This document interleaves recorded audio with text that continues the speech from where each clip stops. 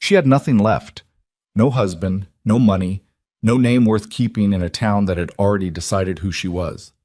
When the boarding house door slammed in her face with her sick child pressed against her side and every eye in Blackbriar watching, Clara Whitfield had two choices: beg or walk away with whatever was left of her pride. She chose to walk.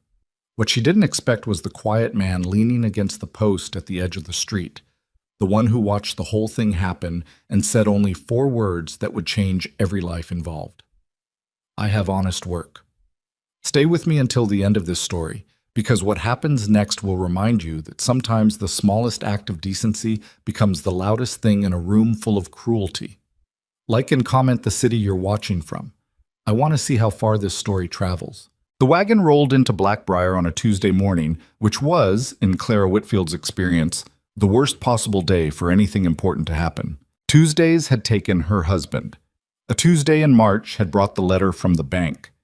And now this Tuesday, gray-skied, wind-bitten, carrying the smell of cattle and coal smoke, was delivering her and her 7-year-old son into a town she had never seen, with $31.40 folded inside her boot and a single trunk strapped to the back of a borrowed wagon she'd have to return by Friday. Elias was asleep against her arm. He'd been sleeping more than usual lately, which the doctor back in Harlan County had said was the fever working itself through his system. Working itself through, as if illness were something polite, something with manners, something that would kindly excuse itself when it was finished.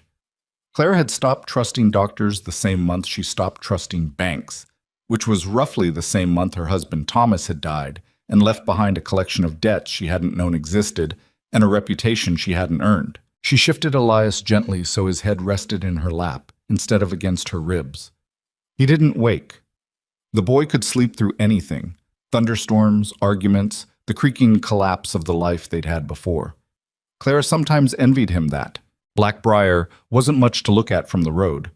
A main street wide enough for 2 wagons to pass without touching, flanked on both sides by the usual arrangement of a frontier town: a general store, a livery, a church with peeling white paint, a saloon that had been built before the church and would likely outlast it. There was a barber, a land office, a post office sharing a wall with what appeared to be a dentist's operation. And there, at the far end of the main drag, a 2-story building with a hand-painted sign swinging in the wind. Clara had written to Hargrove 6 weeks ago. She had explained her situation plainly: widowed, 1 child, experienced in cooking for large households, willing to work for room and board plus a modest wage. The response had come back in a neat, compressed hand. Position available. Come before November. M. Hargrove. That letter had been folded and refolded so many times the creases had gone soft. She guided the wagon horse to a stop in front of the boarding house and sat for a moment, looking at the building. It needed paint on the shutters. The front steps had a board that was starting to lift on one side, but the curtains in the windows were clean, and there was a smell coming from somewhere, bread maybe, or something roasting, that made her stomach pull toward it like a compass needle.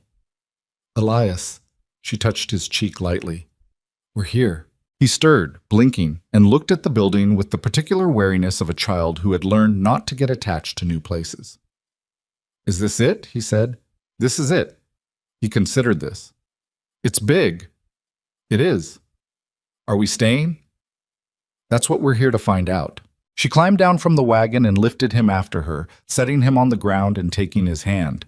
He was lighter than he should have been for his age, another thing the doctor had said she shouldn't worry about, and another thing she worried about constantly. She straightened her coat, checked that her hair was respectable, and walked up the steps of Hargrove's boarding house with her chin at the angle she had decided years ago was the minimum acceptable level of dignity. The woman who answered her knock was somewhere in her 50s, wide through the shoulders, with the kind of face that had probably been sharp and handsome once and had since set itself into permanent skepticism. She looked at Clara first, then down at Elias, and something shifted behind her eyes. A quick calculation, the kind Clara had gotten good at recognizing. Mrs. Whitfield, the woman said. Yes, ma'am, and this is my son, Elias. We've come about the cook position. Mabel Hargrove looked at Elias again. The boy had developed a cough somewhere around the Kansas border, and he chose this particular moment to demonstrate it, a wet, rattling sound that was worse than it looked, though Clara knew it looked bad enough. Mabel Hargrove took one step back. Not dramatic, not theatrical, just a single, quiet step backward, the way a person moves away from something they've decided they don't want near them. The position, Mabel said slowly, requires someone in full health. I'm in full health, Clara said. It's my son who's been under the weather. The doctor in our last town said, I have guests to think about. Mabel's voice had gone flat. Paying guests with their own health to consider. Elias isn't contagious. The doctor was very clear. I don't know what doctor told you that, Mabel crossed her arms. But I have a responsibility here, and I can't be taking on uncertainties. Clara kept her voice even. This was a skill she had built the way you build a callus, through repeated application of pain. Mrs. Hargrove, I wrote to you 6 weeks ago. You confirmed the position. We've traveled 3 days to get here. Things change. My son is not a thing. Mabel's expression didn't move. I'm sorry for your trouble, Mrs. Whitfield. I truly am. But I also heard some things about your husband, about the debts he left, and I run a respectable establishment. I can't have that kind of cloud following my business. She paused. I'm sure you understand. The cruelty of it was in the word respectable, the way Mabel used it like a shield, like it was self-explanatory, like Clara was standing there not understanding what respectable meant. What Clara understood standing on that porch with her son's hand in hers was that she was not going to cry. She had decided this in the wagon. On this Tuesday, on this particular Tuesday, she was not going to cry where anyone could see it. I understand perfectly, Clara said. She turned and walked back down the steps. That was when she became aware of the audience. She didn't know when they had gathered the way people do in small towns, without seeming to mean to, without appearing to move specifically toward anything interesting. They simply materialized. 3 women on the opposite boardwalk, doing nothing in particular very slowly. 2 men in front of the general store who had stopped pretending to talk to each other. A boy about Elias's age peering around a post, the barber standing in his own doorway with a towel over his arm. All of them watching. Clara walked to the wagon and stood there for a moment with her back to all of it, gripping the side rail. Elias pressed close against her leg. Mama, he said quietly. What do we do now? That was the question, wasn't it? What do we do now? She had $31.40 and a wagon she had to return by Friday. She had a trunk with 2 changes of clothes, a good knife, a cast iron skillet her mother had given her, and a letter that was now worthless. She had a sick child and no references that didn't lead back to Thomas's debts, and a town full of strangers who had already been told who she was before she opened her mouth. What she didn't have was an answer. She was still standing there, working through the arithmetic of limited options, when she heard boots on the boardwalk. Not rushing, measured, deliberate. The sound of someone who had decided to move and was moving without drama. Ma'am? She turned. The man standing at the edge of the boardwalk was not the kind of man who drew immediate attention in a crowd. He wasn't particularly tall, though he was solidly built, the kind of frame that came from actual work rather than the intention of looking strong. His hat was good quality but worn. His coat had been mended at the left shoulder with thread that didn't quite match. He had maybe 10 years on Clara, which would put him in his late 30s, and he had the kind of weathered face that made it hard to tell exactly. Dark eyes, square jaw, a mouth that looked like it didn't get a lot of use. He was looking at her directly. Not at Elias, not at the wagon, not at anything over her shoulder. At her. My name is Gideon Hale, he said. I have a ranch about 4 miles north of town. I've been trying to find a decent cook for about 8 months now, and my current situation is embarrassing. Clara looked at him. Embarrassing how? Something moved across his face. Not quite amusement, but adjacent to it. My hired men staged what I can only describe as a near revolt over the biscuits last week. I'm told the ones I made could be used for construction. Despite everything, the porch, the watching eyes, the arithmetic of her situation, Clara felt something loosen slightly in her chest. Is that a standard job requirement? Biscuits that aren't structural materials? That not burning the coffee more than twice a week? He paused. The position comes with a room, private, off the kitchen. Your boy could have the small room next to it. He glanced at Elias briefly, without the calculation Mabel Hargrove had used. I won't pretend the ranch is comfortable. It's not. The kitchen needs work, and the roof over the back storage has a history. But the work is honest and the pay is regular, and I don't carry other people's debts in my accounting." That last sentence landed carefully. He'd heard. Of course he'd heard. The whole town had heard, or would by sundown. Clara studied him for a moment. She was good at reading people, had needed to be, married to Thomas, who had turned out to be someone quite different from who she'd thought. This man was hard to read, which was itself a kind of information. He wasn't performing kindness. He wasn't looking around to see who was watching him be decent. He had the slightly uncomfortable posture of a person doing something they'd decided was necessary, but weren't particularly enjoying. "You're offering me work," she said, "not charity." "I need a cook," he said. "My men need food that doesn't require an apology." "That's not charity, that's business." "What are the terms?" He told her. The wage was fair, not generous, but fair, which Clara trusted more than generous. Room and board included. 1 full day off per week. She would have authority over the kitchen and the household accounts for food. His 2 full-time hired hands, a man named Colt and a man named Pete, would take their orders from her in matters of the house. "And if it doesn't work out," she asked, "then it doesn't work out and I drive you back to town myself." He met her eyes. "The kitchen door opens both ways, Mrs. Whitfield. You can leave whenever you decide to." Clara looked at the boarding house. Mabel Hargrove was no longer visible in the doorway, but the curtains in the front window had a particular stillness that meant someone was behind them. She looked at the women across the street, who were still performing their elaborate pantomime of not watching. She looked at Elias, who was watching the man named Gideon Hale with the careful sideways attention of a child who had learned to observe adults before trusting them. Then she looked back at Gideon. "When do we leave?" she said. The wagon road north of Blackbriar was better than it had any right to be. Graded, mostly, with the worst of the ruts filled in with gravel. Gideon explained, in the economical way he seemed to speak, that the road got considerably worse in spring when the snowmelt came through. Clara sat beside him on the wagon seat. Elias had arranged himself in the back among her trunk and Gideon's supplies from the general store, and had almost immediately fallen asleep again, curled against a sack of flour with his coat pulled up.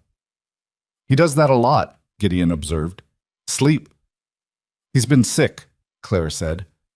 "The fever comes and goes. He's better than he was 2 weeks ago." Gideon nodded and said nothing further on the subject. The silence between them wasn't comfortable exactly, but it wasn't hostile either. It had the texture of 2 people who were being careful with each other, which Clara thought was probably the appropriate response to their situation. After a mile or so, she said, "Why did you do that?" He didn't pretend not to know what she meant. "Because Mabel Hargrove was wrong," he said, "and because I actually do need a cook." "You could have found a cook without making a point of it." "I could have," he agreed. "People will talk," she said. It wasn't a warning so much as a fact she was laying on the table, the way you put a card face up to show you're not hiding it. "People already talk," Gideon said. "It's one of the main activities in Blackbriar. The other one is complaining about the weather." He paused. "I've never found that changing my behavior because of either one accomplished much." Clara looked at him sidelong. "You make it sound simple." "It's not simple," he said. "I'm aware it's not simple." Something in his tone shifted slightly. Not defensive, but weighted, like he was carrying a fact he wasn't going to share yet. "But I've watched people do things they knew were wrong because it was easier than the alternative, and I'm tired of it." She didn't ask him to explain that further. He didn't offer to.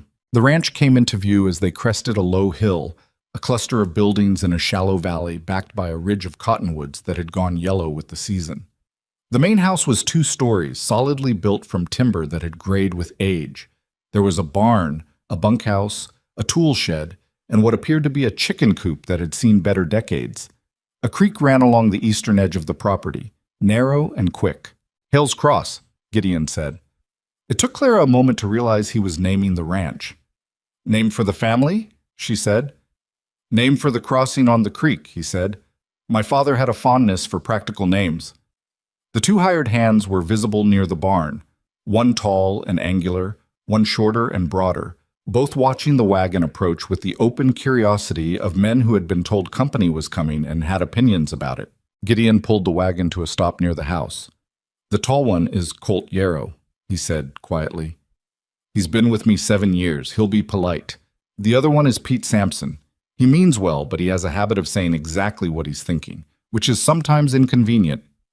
As if to demonstrate this quality immediately, Pete Sampson walked over, looked at Clara, looked at Elias, who had woken up and was peering over the side of the wagon, and said, "She's younger than I expected." "Pete," Gideon said, "I'm just saying." "I know what you're saying. Stop saying it." Pete looked at Clara with an expression that was not unfriendly, exactly, but was also clearly not going to pretend. "No offense meant, ma'am. I just figured after 8 months of looking he'd find somebody more—" He appeared to search for a word that wasn't the one he was actually thinking. "Experienced. I've been cooking for households since I was 14, Clara said pleasantly. "I can make biscuits you can't use for construction. I can stretch a pound of bacon across 8 people without anyone noticing. I can make a soup from whatever's left in a root cellar in February. If that sounds like enough experience, I'm happy to start tomorrow." Pete opened his mouth, closed it, and then nodded slowly. "That sounds like enough experience." Colt, who had been watching this exchange from 3 feet back with his arms crossed, allowed himself what might have been a smile. He had a long, sun-creased face and gray starting in his hair, and when he spoke his voice was slower than Pete's, more deliberate. "Welcome to Hales Cross, Mrs. Whitfield. I'll carry your trunk in." "Thank you," she said. The kitchen was everything Gideon had said it was, which was not a compliment. The cast-iron range had a warped door on the firebox that needed shimming. The work table was solid but too low for comfortable standing. Someone had built it for a shorter person, or possibly for sitting at. 2 of the 4 burner grates were cracked. The shelves were organized according to no principle Clara could identify, with coffee tins next to axle grease and cooking flour sharing space with a coil of rope. She stood in the middle of it and took inventory. Behind her, she heard Gideon say, almost apologetically, "I told you it needed work." "It does," she agreed, "but it has good bones." She ran her hand along the edge of the range. "This is a good stove. The door is the problem, not the stove. Is there a smith in town who does iron work?" "Abel Marsh, he's fair." "The table needs raising about 3 inches. Is there someone who can do that?" "Colt's handy with wood." Clara nodded, still looking at the shelves. She was already rearranging things in her mind. Cooking supplies together, dry goods accessible. The cast iron that she'd brought from her own trunk hung on the wall beside the range's existing pots.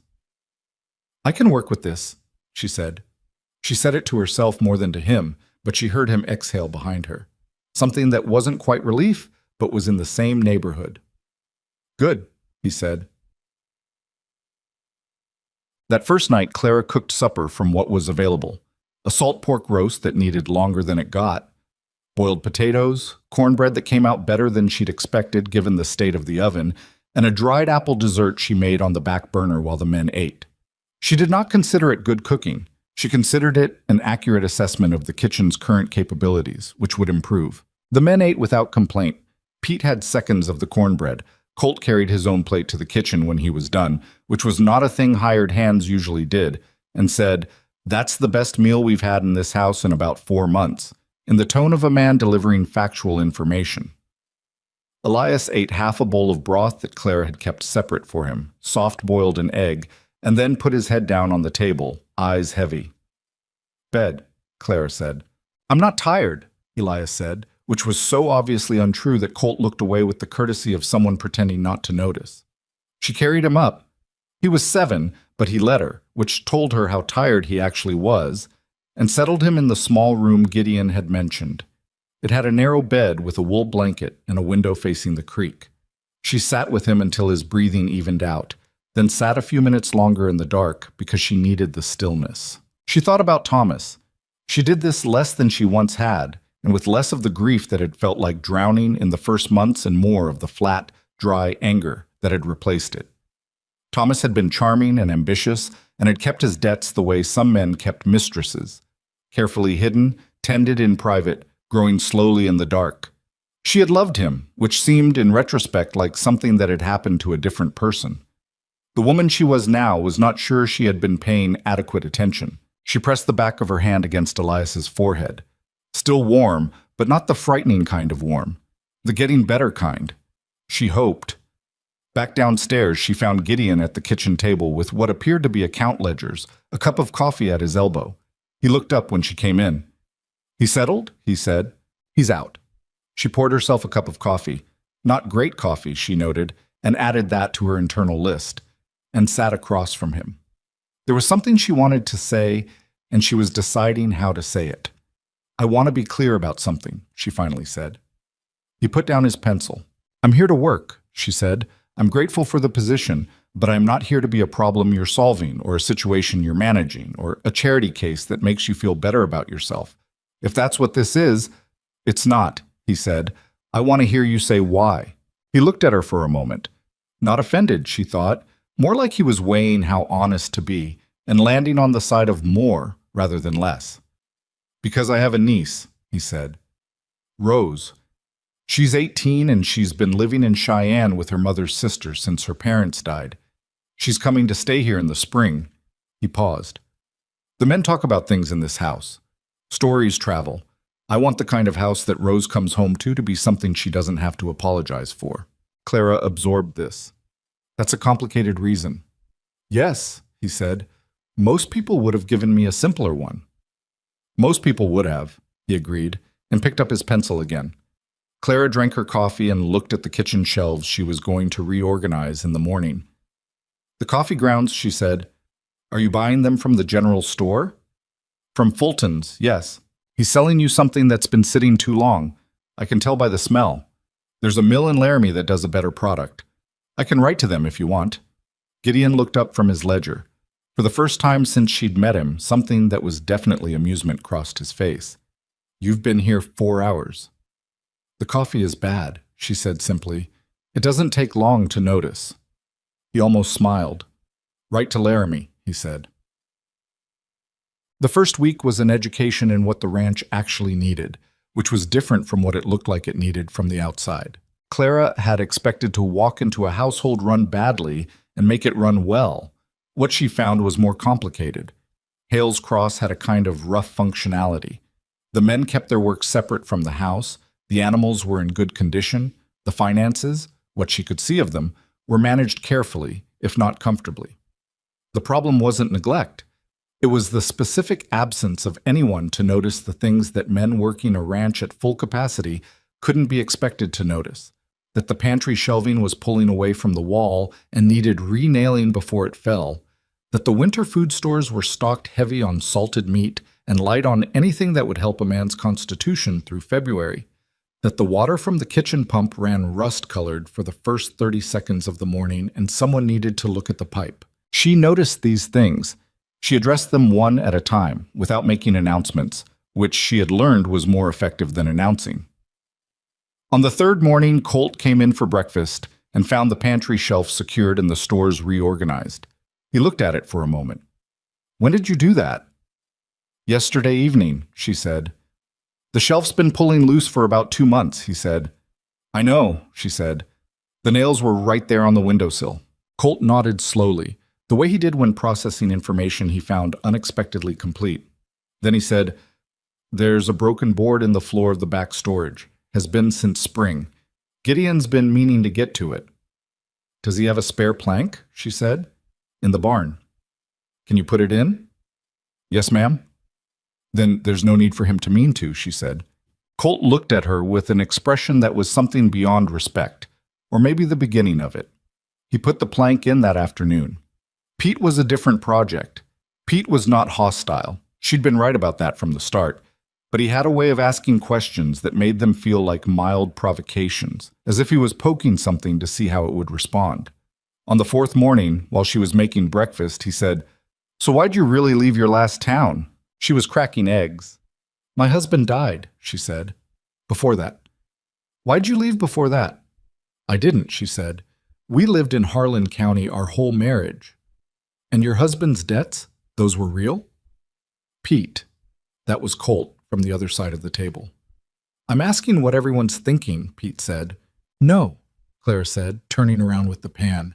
"You're asking what you're thinking, and you're allowed to think it. But let me tell you how it actually was." She set the pan on the range and looked at him directly. "My husband ran a feed and supply business for 11 years. For the last 3 of those years, he was borrowing against the business to cover losses he didn't tell me about. When he died, from a riding accident, nothing dramatic, the bank came 2 days later. Not to offer condolences, to inform me that I owed them $640 and the business would be liquidated to cover part of it. She turned back to the eggs. I did not know about the debts. I found out the same time the bank told me. That is what happened. Silence in the kitchen. I'm sorry, Pete said finally. His voice had changed, the poking quality gone, replaced with something that sounded like what it was. That's a rough deal. It is, she agreed. And now you know, so you don't have to ask again. Pete was quiet through breakfast. Then, as he was leaving, he stopped in the doorway and said, Those eggs were real good. It was not much of an apology, but Clara recognized it for what it was. Down. Elias began to improve in the second week. She noticed it in small ways first. He stayed awake through supper instead of falling asleep at the table. He asked for seconds, which he hadn't done in months. He started watching the window with the particular focused attention of a child who wants to be outside but isn't sure if he's allowed. You can go out, Clara told him on Wednesday morning, as long as you stay where I can see you from the kitchen window. He was out the door before she finished the sentence. She watched him through the glass, thin-legged, picking his way across the yard with the slightly cautious movements of a child who had been sick for a while and hadn't quite remembered how not to be careful. He found the water trough and stood looking into it. He found a stick and used it to investigate something near the barn. He looked up at the sky, which was doing something interesting with clouds. He seems better, she turned. Gideon was in the kitchen doorway. He had a habit of appearing in doorways, she'd noticed, as if he was checking whether a room was occupied before committing to entering it. He is, she said. A little more each day. Gideon stepped inside, going to pour himself coffee. He'd adopted the habit of coming to the kitchen in the mid-morning, ostensibly for coffee, but also, she suspected, because the kitchen had become one of the warmer rooms in the house. She had managed that deliberately, keeping the range going at a low heat through the morning, which made the room smell of whatever she had baking and created a kind of gravity that pulled people toward it. He doesn't say much, Gideon said. Not a criticism, an observation. He's watching, Clara said. He watches before he talks. He always has. Gideon poured his coffee. Smart. He is smart, she said, with a mother's reflexive defensiveness followed immediately by a mother's recognition that it wasn't needed here. He just expresses it quietly. Through the window, she watched Elias approach the barn door with the stick he'd found, examine something at the base of it, and then stand back and look up at the roof with an expression of serious assessment. What's he looking at? Gideon said, coming to stand beside her. I'm not sure, she said. Gideon watched a moment, then, There's a barn cat that had kittens somewhere up in the rafters. We've been hearing them, but nobody's found the nest yet. Clara looked at him. Does he know that? No. She looked back at Elias, who was circling the barn door slowly, looking up, the stick held out like some kind of instrument. He'll find them, she said, with a certainty that surprised her when she heard it. Gideon glanced at her sideways. Confident. He's stubborn about things he decides matter, she said. Always has been. Gideon was quiet for a moment, both of them watching the boys' slow investigation of the barn. Then he said, quietly, and without making anything of it, He'll be all right. Clara didn't answer, but she held on to those words the way you hold a hand warmer in a cold room, letting the warmth move into your fingers slowly. It was 11 days in when the first trouble came, and it came in the form of a woman named Dora Phelps. Claire had gone into town with Gideon for the weekly supply run, her first time back since their arrival. She had a list: specific spices, a better grade of flour, lamp oil, thread for mending. Gideon had his own business at the land office and said he'd meet her at the wagon in an hour. She'd gotten through most of her list at Fulton's general store without incident. The man behind the counter, a wiry, nervous-eyed man who was almost certainly Fulton himself, had been professionally neutral, which was the best she expected and more than she'd feared.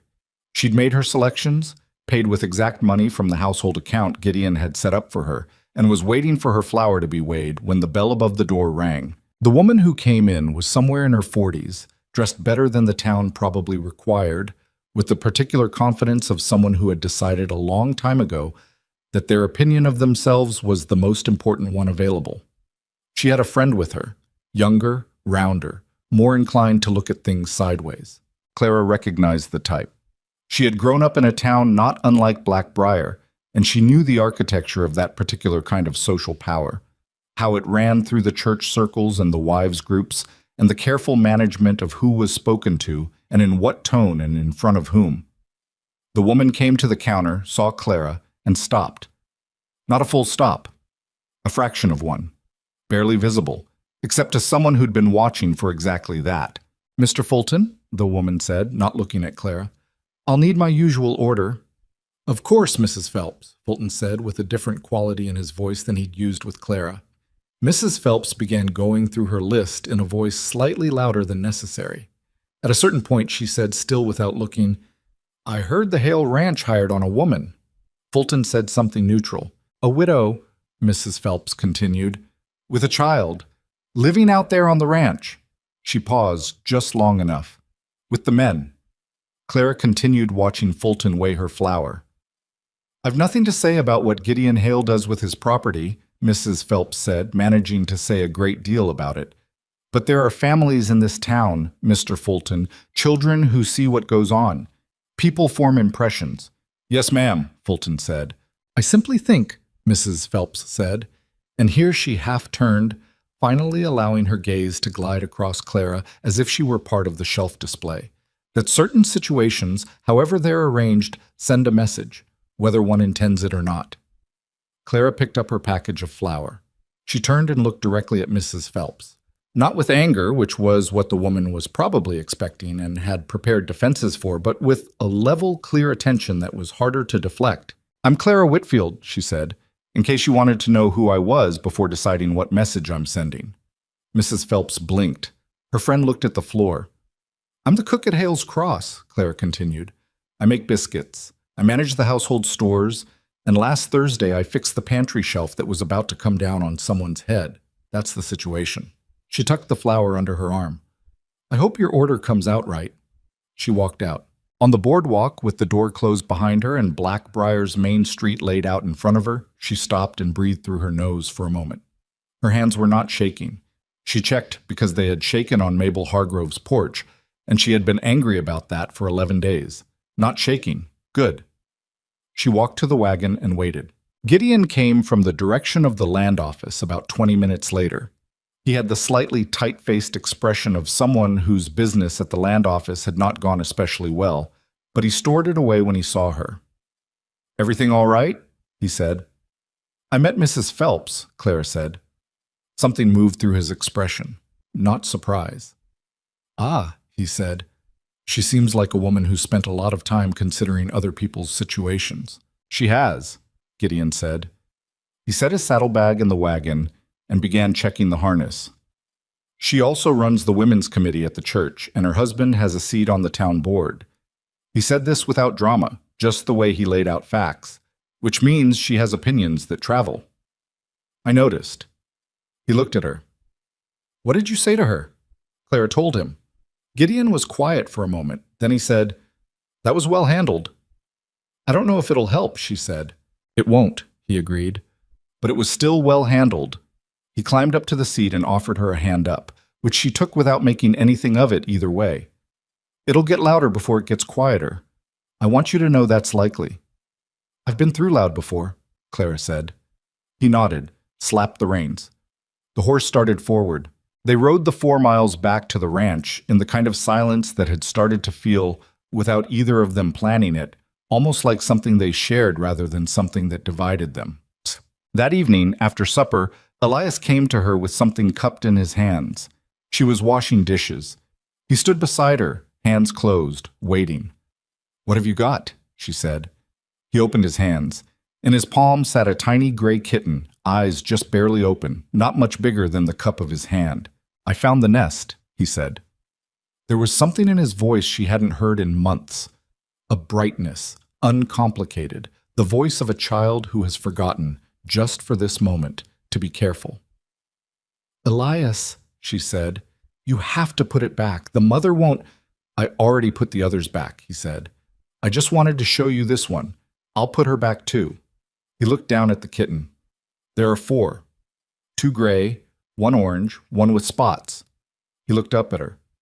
"Can I name them?" Clara looked at her son, thin, still paler than he should be, holding something small and new in his hands with the absolute concentration of a child who has found something that matters. "Yes," she said.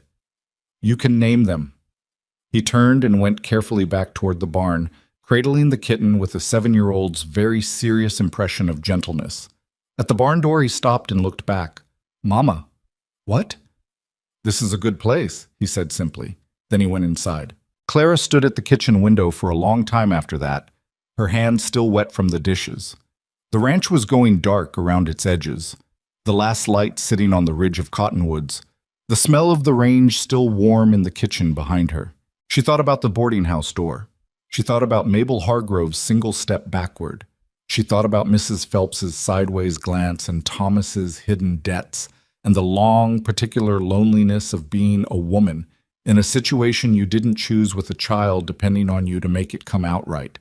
She thought about a kitchen door that Gideon Hale had said opened both ways. She turned back to the dishes. There was work to do. There was always work to do. But for the first time in a long time, the work felt like it was building something rather than just holding something off. Outside, a coyote called from somewhere past the cottonwoods, long and thin in the cooling air. The creek made its own sound, low and constant. Elias was naming kittens in a barn in Wyoming territory. And Clara Whitfield, who had arrived in Blackbriar with $31.40 in her boot and nowhere to go, was washing dishes in a kitchen that was slowly, imperfectly, stubbornly beginning to feel like hers. 3 weeks into her time at Hales Cross, Clara had developed what she privately thought of as a working understanding of the ranch's rhythms. Not a comfortable understanding, not yet, but a functional one, the kind you build through repetition rather than ease. Mornings started before the men were up. She had the range going by 5, coffee ready by 5:15, breakfast on the table by 6. Colt came in first, always, hat already on, nodding to her the way you nod to someone you've decided to respect without making a production of it. Pete came in second, usually still buttoning something, usually with an opinion already forming about whatever the day looked like outside. Gideon came last, after he'd done whatever he did in the barn first thing. She'd never asked, and he'd never explained, but she'd noticed the pattern. Elias ate with them now.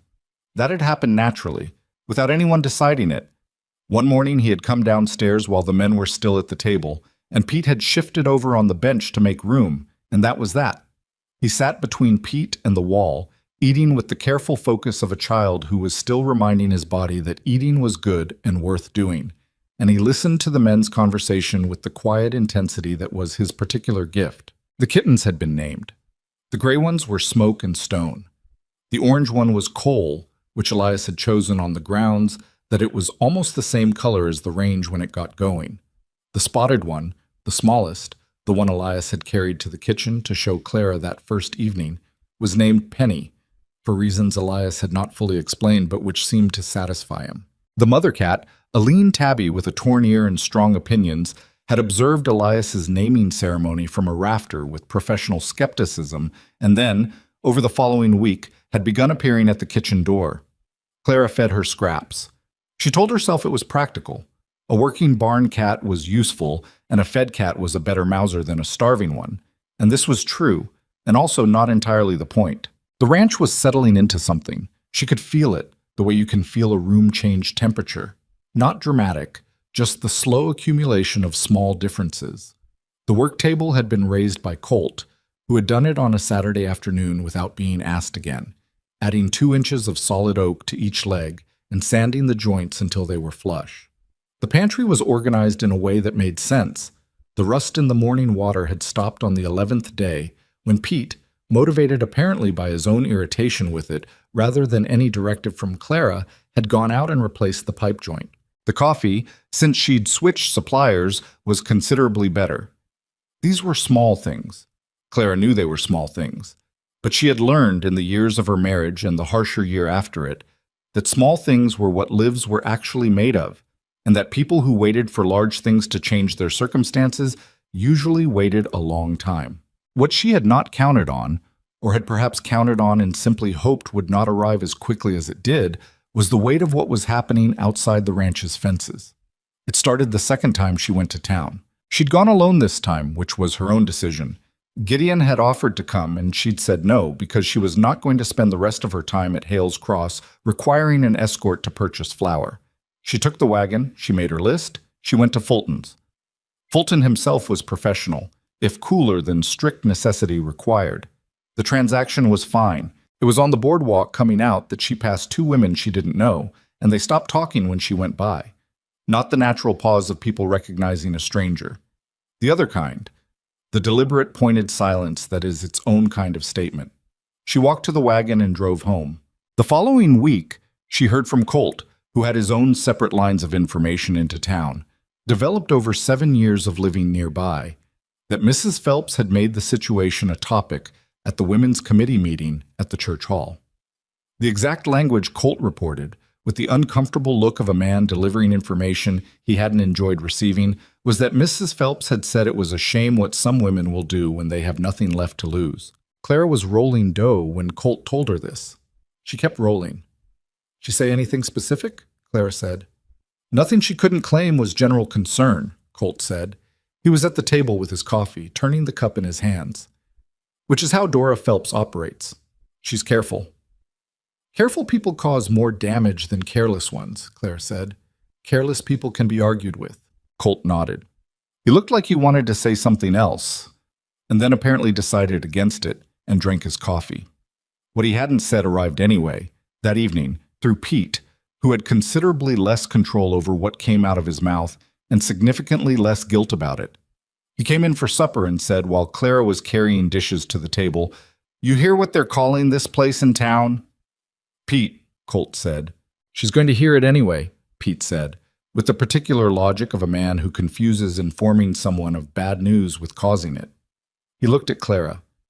"Some folks are calling it Hale's arrangement, like it's some kind of—" He stopped. "You know." Clara set the dish down. "I know what they mean," she said. "It's not right," Pete said, and sounded genuinely angry about it, which surprised her slightly. "It's not right, and it's not true, and the people saying it know that, which makes it worse." "Yes," she said. "It does." The table was quiet through most of supper. Elias, who absorbed the room's temperature the way he absorbed everything, silently, completely, ate his food without asking what was wrong, which many understood something was. After supper, he helped Clara carry plates without being asked, which he did sometimes now, moving quietly around the kitchen with the careful efficiency of a child trying to be useful in a situation he couldn't name. Later, when he was in bed and the men had gone to the bunkhouse, Clara sat at the kitchen table with a cup of tea going cold in front of her, working through the situation the way she worked through problems with the pantry, inventorying what was there, what was missing, what could be done about either. The door opened and Gideon came in. He went to the range, poured himself coffee, and then, instead of going to his study as he usually did in the evenings, he sat down across from her. He had a ledger under his arm, which he put on the table but didn't open. They sat there for a moment, the kitchen quiet around them, the range ticking. "Colt told you," she said. It wasn't a question. "Pete told me," he said. "Colt told Pete not to, and Pete told me anyway, and then told me that Colt had told him not to, in case I wanted to know that Colt had tried." He paused. "Pete is a complete disaster at discretion." "He means well," Claire said. "He does," Gideon agreed. He turned his coffee cup. "I owe you an honest conversation." "You do," she said. He looked at her directly, the way he did when he was going to say something he'd decided not to soften. "It's going to get worse before it resolves itself, if it resolves itself. Dora Phelps has her husband's ear, and her husband has the board's ear, and the board has—" He paused. "There are things that depend on my standing with the town. Water rights being negotiated. A land question that's been in process for 2 years. If my name becomes something they can use against those proceedings, it causes real problems." Clara was quiet for a moment. "You're telling me this affects more than your reputation?" "Yes." "Then you should have thought about that before you offered the position." "I did think about it," he said. "I thought about it, and I offered anyway. And I'm not rescinding. I'm informing. There's a difference." He kept his eyes on hers. But I also think you should know what you're in the middle of, because it's not fair for you to be in the middle of something without the full picture. Clara thought about Elias upstairs, asleep, breathing without the rattling cough, having named 4 kittens, having said this is a good place with the certainty of a child who doesn't say things he doesn't mean. What would you do, she said carefully, if I told you I was thinking about leaving? Something shifted in his expression, fast, almost too fast to see. I'd take you and Elias back to town myself, he said, as I told you when you arrived. And the door opening both ways. Yes. She looked at him for a long moment. I'm not telling you I'm leaving, she said. I'm asking what you'd do if I were. He seemed to understand the distinction. Then I'd ask you to reconsider, he said.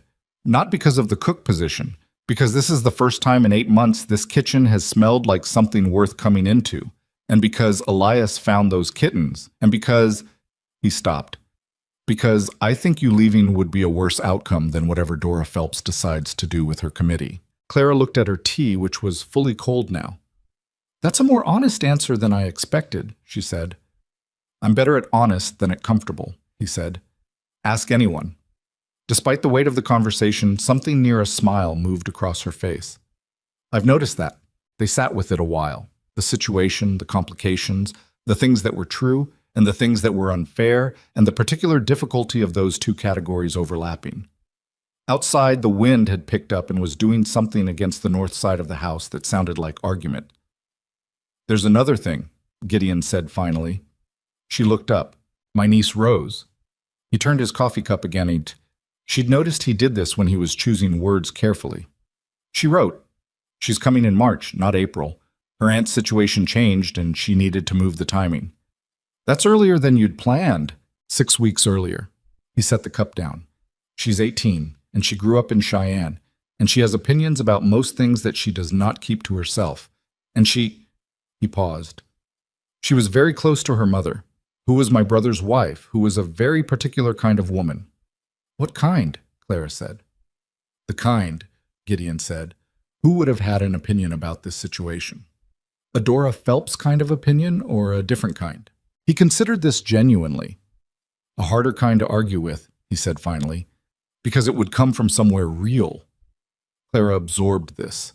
A girl of 18, grieving her parents, coming to a ranch where the new household arrangement was already being called Hale's arrangement in town. That was a situation with specific complications. Let me manage that when it arrives, Clara said. He looked at her. You don't know what you're agreeing to. I know I'm better at managing difficult situations face-to-face than I am at dreading them in advance, she said. So let me meet Rose when she gets here and make my own assessment. Gideon was quiet for a moment, then he nodded, once. All right. Go work on your ledger, she said. I'm going to remake this tea and go to bed. He picked up the ledger and stood. At the kitchen door, always doorways with him, he stopped. Clara. She looked up at the use of her given name, which was the first time he'd used it. I don't regret offering you the position, he said. I want that on record. Noted, she said. He went. She sat alone in the kitchen and remade her tea and drank it while it was still hot, which felt like a small but meaningful victory. The trouble with small victories was that they didn't stop what was coming. Dora Phelps was not the only front. There was also a man named Garrett Holloway, who ran the Blackbriar Courier, which was a 4-page weekly that covered land sales, weather, cattle prices, and what Garrett Holloway personally considered noteworthy. What Garrett Holloway considered noteworthy was, it turned out, heavily influenced by who bought advertising in the Courier, and Dora Phelps's husband Calvin was one of the larger buyers. The item ran on a Friday, in the 3rd column of the 2nd page, in the section that Holloway called Community Notes. Colt brought the paper back from town and put it on the kitchen table without saying anything, which told Clara everything she needed to know about what was in it before she read it. It did not name her directly. It was not the kind of thing that named people directly. It referred instead to the growing concern among community members regarding arrangements that test the standards of frontier decency, and to the unfortunate position of women who, through circumstances or choice, find themselves outside the bounds of respectable domestic order. There was a reference to the effect of such examples on the moral education of children in our community. Clara read it twice. Then she folded the paper in half, set it on the corner of the table, and finished the bread she was making. Pete came in an hour later and saw the paper. He picked it up, read the item, put it back down. His face had gone the color of a man who wanted to say something and was actually, for once, holding it back. "Don't," Clara said. "I wasn't going to cheat." "You were," she said, "and I appreciate it, but don't." He sat down heavily, watched her work for a moment. Then, "You know Gideon's going to see this." "I know." "He's going to be—" "I know," she said again. Gideon saw it that afternoon. She wasn't in the room when he read it, but she heard the quality of the silence from his study, which was a particular kind of silence. The kind that comes from someone very deliberately not reacting the way they want to react. He came to the kitchen before supper. He put the paper on the table with a controlled motion that was exactly controlled enough to tell her it had taken effort. "This won't be the last of it," he said. "I know. If you want to respond, responding gives it more weight," she said. "I know that too." He looked at her. There was something working in his face. Anger, she thought, but not at her. The kind of anger that has nowhere to go and knows it, which is the most frustrating kind. "I could speak to Holloway, which would confirm that you feel the need to defend the situation," she said, "which confirms that the situation is what they're saying it is in people's minds." He went quiet. She was right, and he knew it, and neither of them found that particularly satisfying. "Then what?" he said. "We wait for it to run its course?" "We do the work," she said. "We run an honest operation, and we do the work, and we let it run its course, yes." He was quiet for another moment. Then, with the careful tone of someone delivering a fact they'd been sitting with for a while. "There are people in this town, Clara, who have decided what you are, and I know from experience that those people are not moved by evidence." "Some of them aren't," she said. "But there are other people too. The ones who haven't decided yet. Those are the ones that matter." He looked at her with an expression she couldn't completely read, something between respect and something more complicated, something she deliberately didn't examine too closely. "Your bread is burning," he said. She turned around. It wasn't burning, but it was close. In the scramble to get it out of the oven, she knocked the folded newspaper off the table, and neither of them picked it up. Rose Hale arrived on a Wednesday in March, 6 weeks early, and 2 hours before anyone expected her, on the afternoon stage from Cheyenne.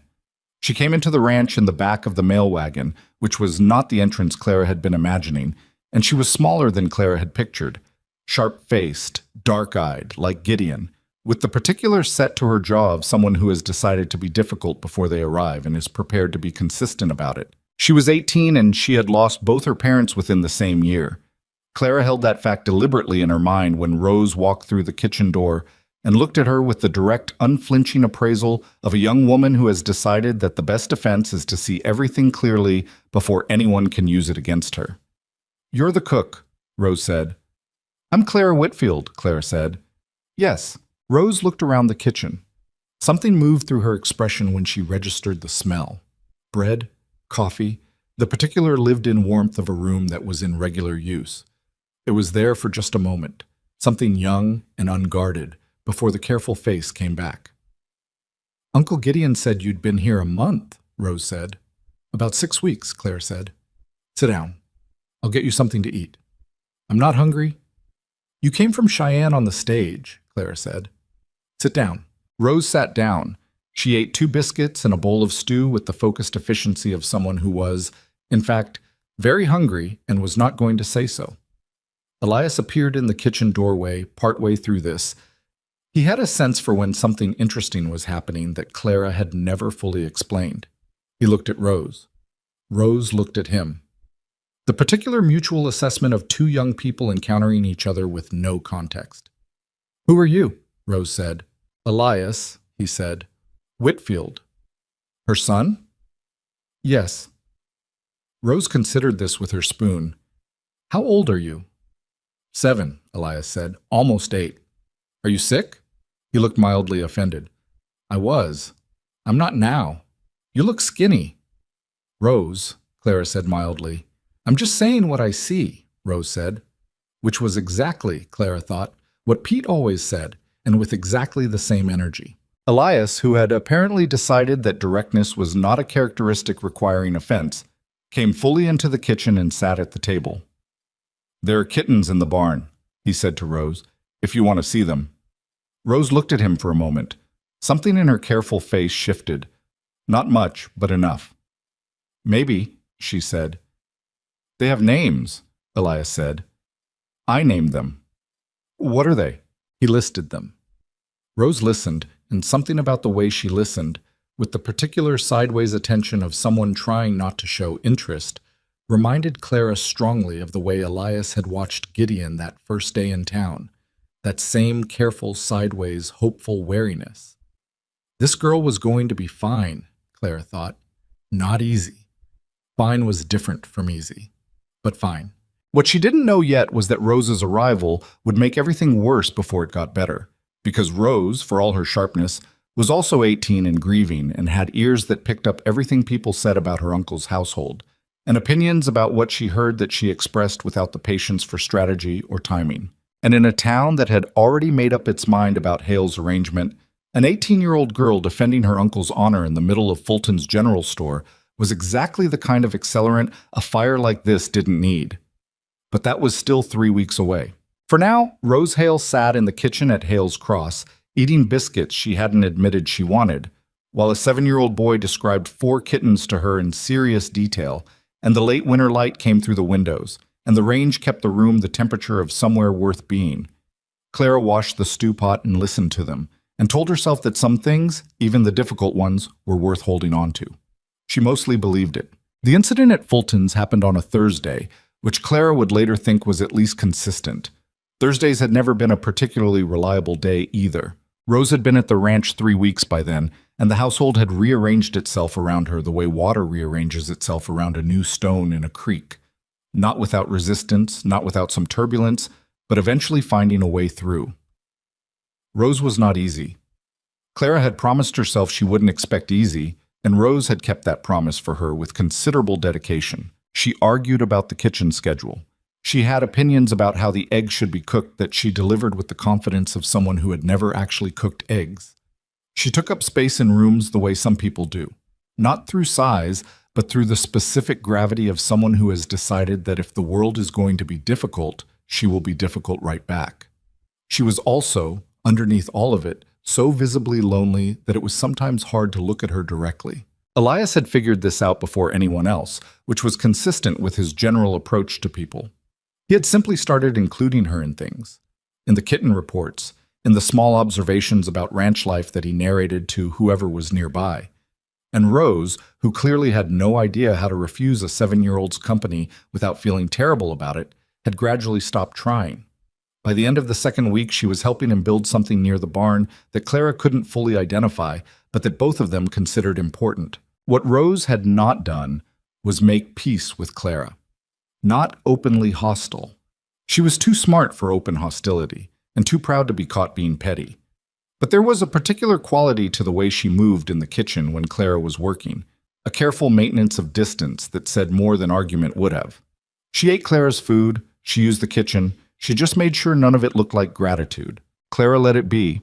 She had raised a child through fever and grief and relocation and the specific misery of being 7 years old in a strange place with a sick body and a frightened mother.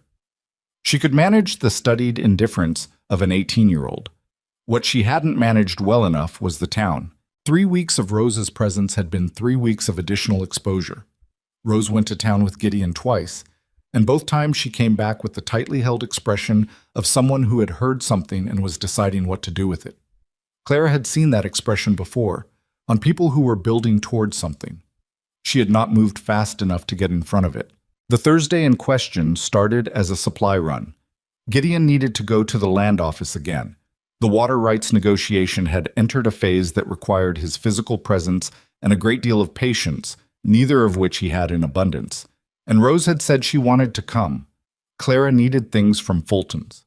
The arrangement was that they would all go together and the women would handle the shopping while Gideon was at the land office, and they would meet at the wagon at noon.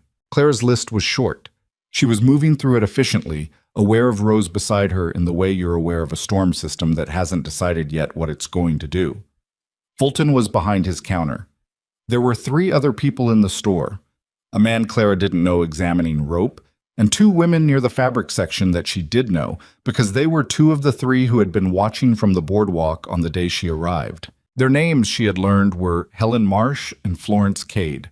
Helen was the blacksmith's wife, which was a piece of information she'd connected with some interest, since it was Abel Marsh who had fixed the firebox door on the range. Florence Cade was the wife of one of the men on the town board, which connected her more directly to the Phelps sphere of operation. They saw Clara the moment she and Rose came in. The response was the practiced one: eyes that moved away, a slight physical realignment, a resumption of conversation that had not actually been interrupted but now took on the quality of being performed. Clara went to the counter with her list. The trouble started quietly, as trouble usually does. Helen Marsh said something to Florence Cade in the kind of voice that is not quite a whisper, the kind that is designed to carry just far enough, designed to be heard without being directly addressed. Clara couldn't hear the specific words, but she heard the tone, which was sufficient, and she saw Rose, standing 3 feet to her left, go absolutely still. "Rose?" Clara said quietly. "The flour." Rose didn't move. "The flour," Clara said again, 20 pounds, on the bottom shelf behind you.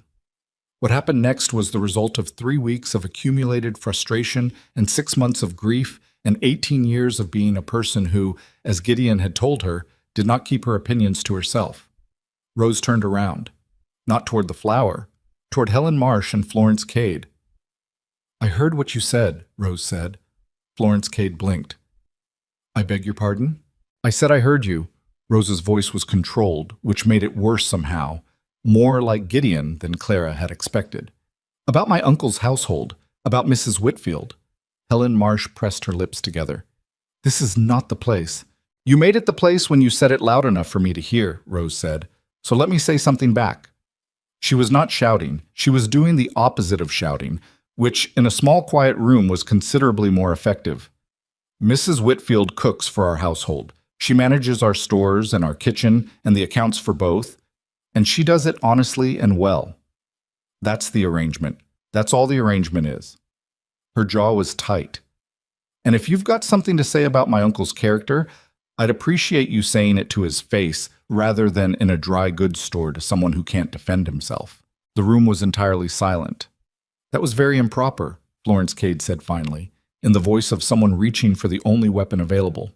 "I'm sure it was," Rose said, and turned back to the shelf, pulling down the 20-pound sack of flour with the contained motion of someone who is not going to give anyone the satisfaction of seeing her hands shake. Clara had not moved during any of this. She had stood at the counter with her list, watching Fulton pretend to be absorbed by something beneath the counter, feeling the specific complicated mix of gratitude and dread that Rose's intervention had produced. Because Rose wasn't wrong, and Rose had also just made everything significantly more complicated. Gideon met them at the wagon at noon. He took one look at Clara's face and then at Rose's face and said, "What happened?" "Nothing I regret," Rose said, climbing onto the wagon without elaboration. Clara looked at Gideon. "There was an incident in Fulton's," she said. "Define incident." Rose defended the household to Helen Marsh and Florence Cade publicly. Gideon closed his eyes for approximately 2 seconds. "Rose." "I'd do it again, like," Rose said from the wagon seat, looking at the street ahead. "I know you would," he said. "That's the problem." He rubbed the back of his neck, a gesture Clara had come to recognize as his version of collecting himself. "Get in the wagon. I need to think." They drove back to the ranch with considerably less conversation than they'd driven in with. Rose sat with her arms crossed, the expression of someone who is not sorry and is not going to perform being sorry. Clara sat between them, calculating. She had known, sitting in the kitchen 2 weeks ago while Gideon talked about water rights and town board influence, that the situation had a weight limit. She had thought she had more time before that limit was reached. Rose's intervention, well-intentioned, honest, exactly the kind of thing Clara might have done herself at 18 before she'd learned that the truth said in the wrong room at the wrong moment often became a weapon in someone else's hands, had moved the timeline forward. She spent the rest of that day going through the numbers in her head, the way she did with the pantry inventory. What she had, what she owed, what it would cost to leave, and where that cost would fall. The next 2 days were quiet in the way that weather is quiet before something that isn't. Colt came in on Friday morning with the compressed expression of a man who had heard something in town and was deciding whether to say it. He said it, eventually, after his second cup of coffee, because Colt's fundamental honesty always won out over his instinct for diplomacy. Calvin Phelps talked to Jim Carver at the land office, he said, about the water rights proceeding. Gideon had gone still. He didn't threaten anything direct, Colt said. It was more in the way of reminding Jim Carver that community standing is part of how those decisions get made, which everybody already knew. He turned his cup. But saying it out loud is different from everybody knowing it. Clara didn't look at Gideon. She kept her hands on the bread she was making, pressing the dough with the methodical pressure of something that required her full attention. She had been turning a decision over for 2 days like a stone in a pocket, feeling the edges of it. She did not want to make it. She had not wanted to make it from the moment it had become a possibility, because the wanting was exactly the problem. She wanted to stay badly enough that she didn't trust her own reasons for doing so. That evening, she put Elias to bed. He had been quieter than usual over the past few days, which meant he was feeling the house's tension in the way he felt everything, completely and without showing it. He asked her while she was tucking in the blanket, "Are we leaving?" She looked at him. "What makes you ask that?" "People leave when things get hard," he said, with the flat, factual tone of a child reporting observed data. "Not always," she said, but sometimes," he said.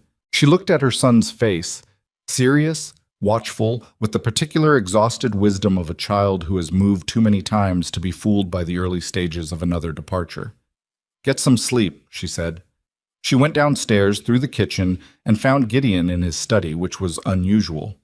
He was at his desk with the ledger open but not writing in it, which meant he was sitting with his own version of the same calculation. She sat down in the chair across from his desk, which she had never done before. He looked up. "I've been thinking about something," she said. "So have I," he said. "I'm going to say mine first," she said. He put down his pencil. "I think I should go back to town," she said. "Not permanently. Back to town and find work there. Something that doesn't put your water rights or your standing at risk. I can find something, and this—" She paused because the next part was harder to say than she'd expected. "The work here is good, and I'm not ready to call it a failure, but I'm also not willing to be the reason your ranch goes under. That's not a trade I'm able to make." He looked at her for a long moment. "Are you finished?" "Yes." "That's the worst solution I've heard in recent memory," he said. "And I've been in a room with Pete for 7 years. It's practical. It's retreat," he said. "And it's retreat that leaves you in a worse position than when you arrived, which means it's not actually practical. It just looks like it." He stood up from behind the desk, which was what he did when he needed to not be sitting. "If you go back to town with no references and a situation that people have already decided the story of, you'll have a harder time finding work than you did when you arrived. And Elias—" "Don't," she said quietly. "Don't use Elias to make the argument." He stopped. "You're right. I'm sorry." He went to the window. "I just think you've done the arithmetic on the wrong problem." "What's the right problem?" He turned. "The problem isn't that you're here. The problem is that the people with influence in this town have decided to make your being here into something it isn't, and I've been responding to that by trying not to give them more ammunition, which has meant doing nothing. And doing nothing," he said, "has not been working." Clara looked at him. "What are you planning?" "I'm going to town tomorrow," he said. "There's something I should have done 2 weeks ago." "Gideon." "Go to bed, Clara," he said, not unkindly, with the specific tone of someone who has made a decision and is now committed to it. "I'll tell you in the morning." He didn't tell her in the morning. He was gone before she was up, which was the first time that had happened since she'd arrived. She found the note on the kitchen table, 2 sentences in his compact handwriting. Gone to town. Back by noon. She made breakfast. She fed the men. Rose came down and looked at the empty seat at the table and looked at Clara with the particular sharpness of someone who understands more than they've been told. "Where is he?" Rose said. "Town," Clara said. "Why?" "He didn't elaborate," Clara said, in the tone that meant stop asking. Rose sat down. Pete opened his mouth. Colt looked at Pete. Pete closed his mouth. They ate breakfast with the particular uncomfortable awareness of people waiting for something to happen. What happened was this. Gideon Hale walked into Fulton's general store at 9:15 in the morning when it was well populated with the usual mid-morning traffic of housewives and merchants and men doing the slow business of a Friday. He walked to the counter where Fulton himself was dealing with two customers. He waited his turn with the patience of someone who has decided on a course of action and is no longer second-guessing it. When Fulton looked at him, Gideon said, in a voice that carried without being raised, "I need to see the debt ledger for the Whitfield account." The store went quiet in pieces, closest to the counter first, then spreading. Fulton said, "Mr. Hale, I don't think—" "The debt ledger for Thomas Whitfield's account," Gideon said. "I know it's been transferred to you from Harlan County. I know the amount. I'd like to settle it." Now the store was fully quiet. Fulton produced the ledger. He had the look of a man who wanted to handle this privately and understood that the moment had moved past private. He showed Gideon the balance, $112, the portion of Thomas Whitfield's commercial debts that had followed Clara to Blackbriar and been shared through the particular informal network of merchants who kept track of such things. Gideon looked at it. He reached into his coat and counted out the money. Not quickly, not theatrically, but with the deliberate thoroughness of someone making sure a thing is done completely. There were 7 people in Fulton's when he did this. By noon, there were 20 people in Blackbriar who knew about it. By supper, 30. He didn't make a speech. That was the thing Clara would think about afterward, when she heard the account from no fewer than 3 different sources over the following days. He did not explain himself. He did not defend her character or denounce her critics. He paid the debt, took the receipt, and then said, and this was what people repeated. This was the sentence that moved through the town. He said to Fulton and the room at large, "If Mrs. Whitfield comes back to work at my ranch, it will be because she decides to, not because she owes anything to anyone." Then he left. He arrived back at the ranch at 12:30, which was 30 minutes past noon and well into the window of time Clara had spent failing to do anything productive while watching the road through the kitchen window. When she heard the wagon, she went outside without quite deciding to. He climbed down. He had the look of a man who has done something he'd rather not discuss. "What did you do?" she said. He told her. She stood in the yard and listened, and when he was done, she was quiet for long enough that he started to look uncomfortable, which was an expression she hadn't seen on him before, and which meant something different than all his other expressions. "You paid Thomas's debt," she said. "Yes." "Without telling me." "I told you I was going to town." "That is not the same thing," she said, and her voice had a quality she hadn't intended, not anger, or not only anger, something more complicated than anger. "Gideon, that money is not a debt you owe me," he said. "I want to be clear about that. That's not what this is." "Then what is it?" He looked at her directly, the way he did when he was not going to manage the truth into something easier. "It's me making a public statement," he said, "about what this situation actually is, in terms people understand." "People will think you bought me," she said. "Some people will think that," he said. "The people who've already decided to think the worst, yes. But the ones who haven't, the ones who were watching and waiting to see what kind of man I am and what kind of woman you are, those people saw something different." She looked at him. The afternoon light was doing something specific to the yard. The kind of late winter light that was cold and honest and didn't flatter anything. "What about the water rights?" she said. "Calvin Phelps and the board—" "Let me worry about that." "Gideon." "Clara." He said her name the same way he had that first time in the kitchen, with the weight of someone who doesn't use words carelessly. "I've been careful for 2 months. I've been careful and measured, and I've let people say things that weren't true because I was trying to manage the situation quietly, and it didn't work." He paused. "So I stopped being careful." She pressed her hand against her mouth for a moment, not to stop herself from speaking, but because she needed to do something with the feeling that had no good place to go. "I don't want to be something you fixed," she said finally. "I've been that before. I know what it costs." "You're not," he said. "You're someone I made a public statement for. There's a difference." "Which is?" "I didn't do it so you'd feel obligated," he said. "I did it so you'd have a choice, a real one, without a debt hanging on either side of it." He met her eyes. "You can stay because it's where you want to be. You can go because it's what you decide. But I didn't want the decision made by something Thomas Whitfield did 3 years ago." Clara stood in the yard of Hale's Cross in the cold March light and looked at the man in front of her. A man who mended his own coat with mismatched thread and made bad coffee and appeared in doorways before entering rooms and had, apparently, walked into a general store full of people and paid a dead man's debt for no reason other than the one he'd just given her. She thought about Elias saying people leave when things get hard. She thought about the kitchen door that opened both ways. She thought about $31.40 in a boot and a letter that had gone soft at the folds, and a boarding house door, and a single step backward that had felt, at the time, like the end of something. "You humiliated yourself in front of half the town," she said. "I've survived worse," he said. "You might lose the water rights." "I might," he agreed. "I had the water rights before you came, and if I lose them, I'll find another way. I've been finding other ways since my father died, and I was 23 and had no idea what I was doing." He paused. "The water rights are not the point." "Then what is?" He was quiet for a moment. Then he said simply, "You are." It was not a declaration. He did not say it like a declaration. He said it like a fact he'd been sitting with and had decided to put on the table, the way he did with everything, directly, without drama, without any apparent expectation that it would change the weather. Clara looked at him for a long time. Behind her in the house, she could hear Rose moving in the kitchen, and the distant sound of Elias somewhere near the barn, and the creek running along the eastern edge of the property, low and constant and indifferent to all of it. "I have to think," she said. "All right," he said. He went to the barn. She stood in the yard a while longer, alone in the cold light, thinking about a choice that was finally, actually hers to make. She didn't sleep that night. Not in the dramatic way of someone tormented.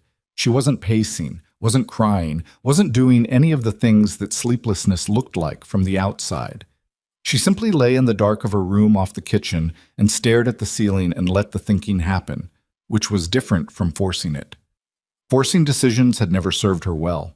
Thomas had been a forced decision, or close enough to it. She had been 22 and her options had seemed narrow, and he had seemed like the widest of them, and she had talked herself into it with the particular efficiency of a person who has already decided and is looking for reasons rather than answers. She was not going to do that again. The ranch was quiet in the way it got after 10 o'clock, the specific deep quiet of a working place at rest, the animals settled, the men in the bunkhouse, the creek doing its indifferent work in the dark.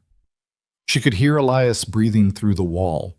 The sound of it had been, for the past 3 months, the thing she used to locate herself when everything else felt unlocatable. He was here. He was breathing without the rattle. That was the fixed point. She thought about what Gideon had said. "You are." 2 words, said like a fact, with no theater around them. She had been told she mattered before, by Thomas, in the early years.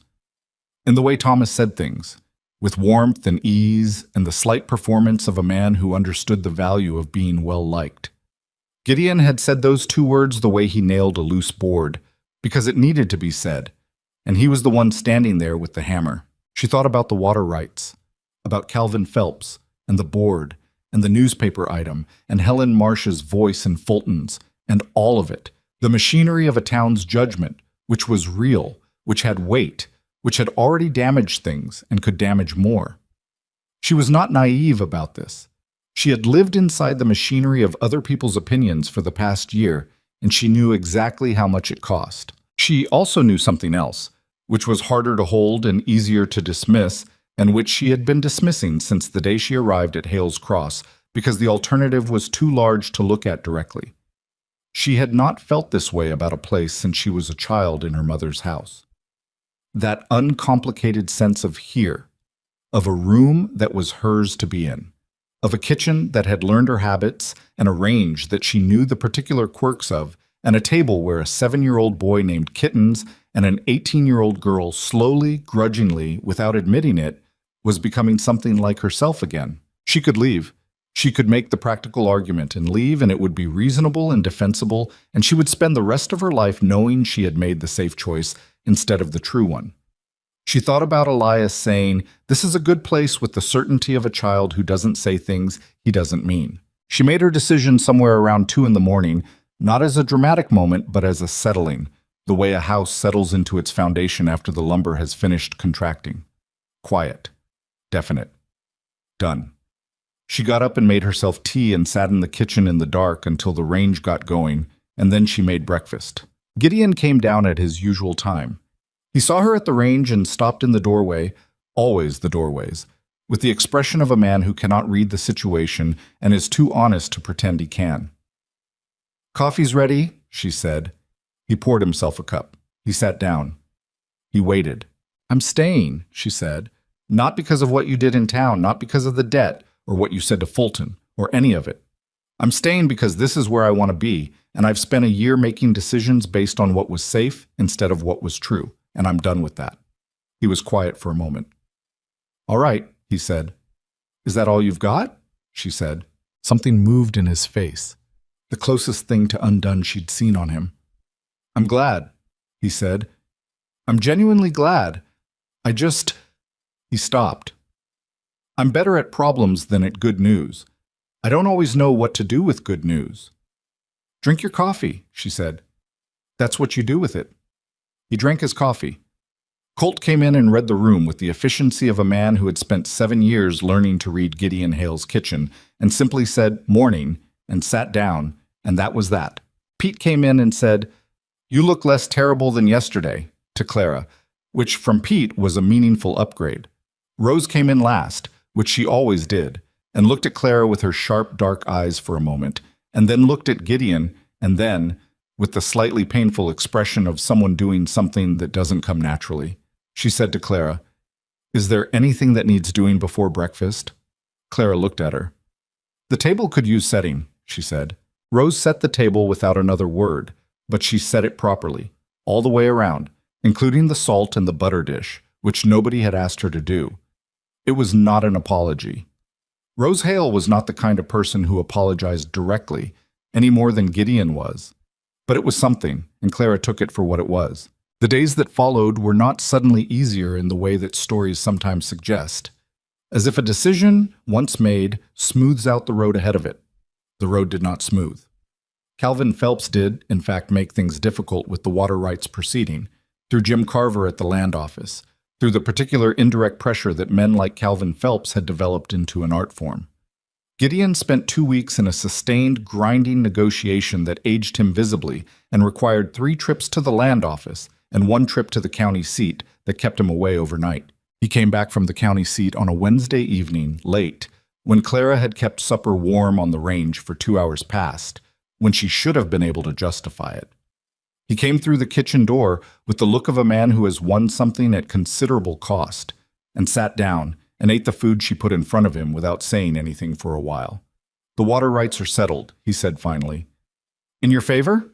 "In my favor." He looked at his plate. "Took 3 witnesses to Carver's office and a letter from the territorial surveyor's office and more patience than I currently have a reserve of. But yes." Clara sat down across from him. "Phelps?" "Phelps pushed as far as he could push," Gideon said.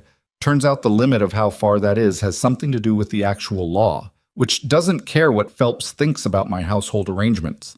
He was quiet for a moment. "He'll find another way to be difficult. He's that kind of man. But this particular thing is done." Clara let out a breath she had been holding, she realized, for about 2 weeks. "You should have told me it was this bad," she said. "You had enough to manage," he said. "Gideon." She used his name the way he used hers, with the weight of meaning something specific. "We are not going to manage things separately and call it protecting each other. That's not how this works." He looked at her across the table. "How does it work?" "You tell me what's happening," she said. "I tell you what's happening.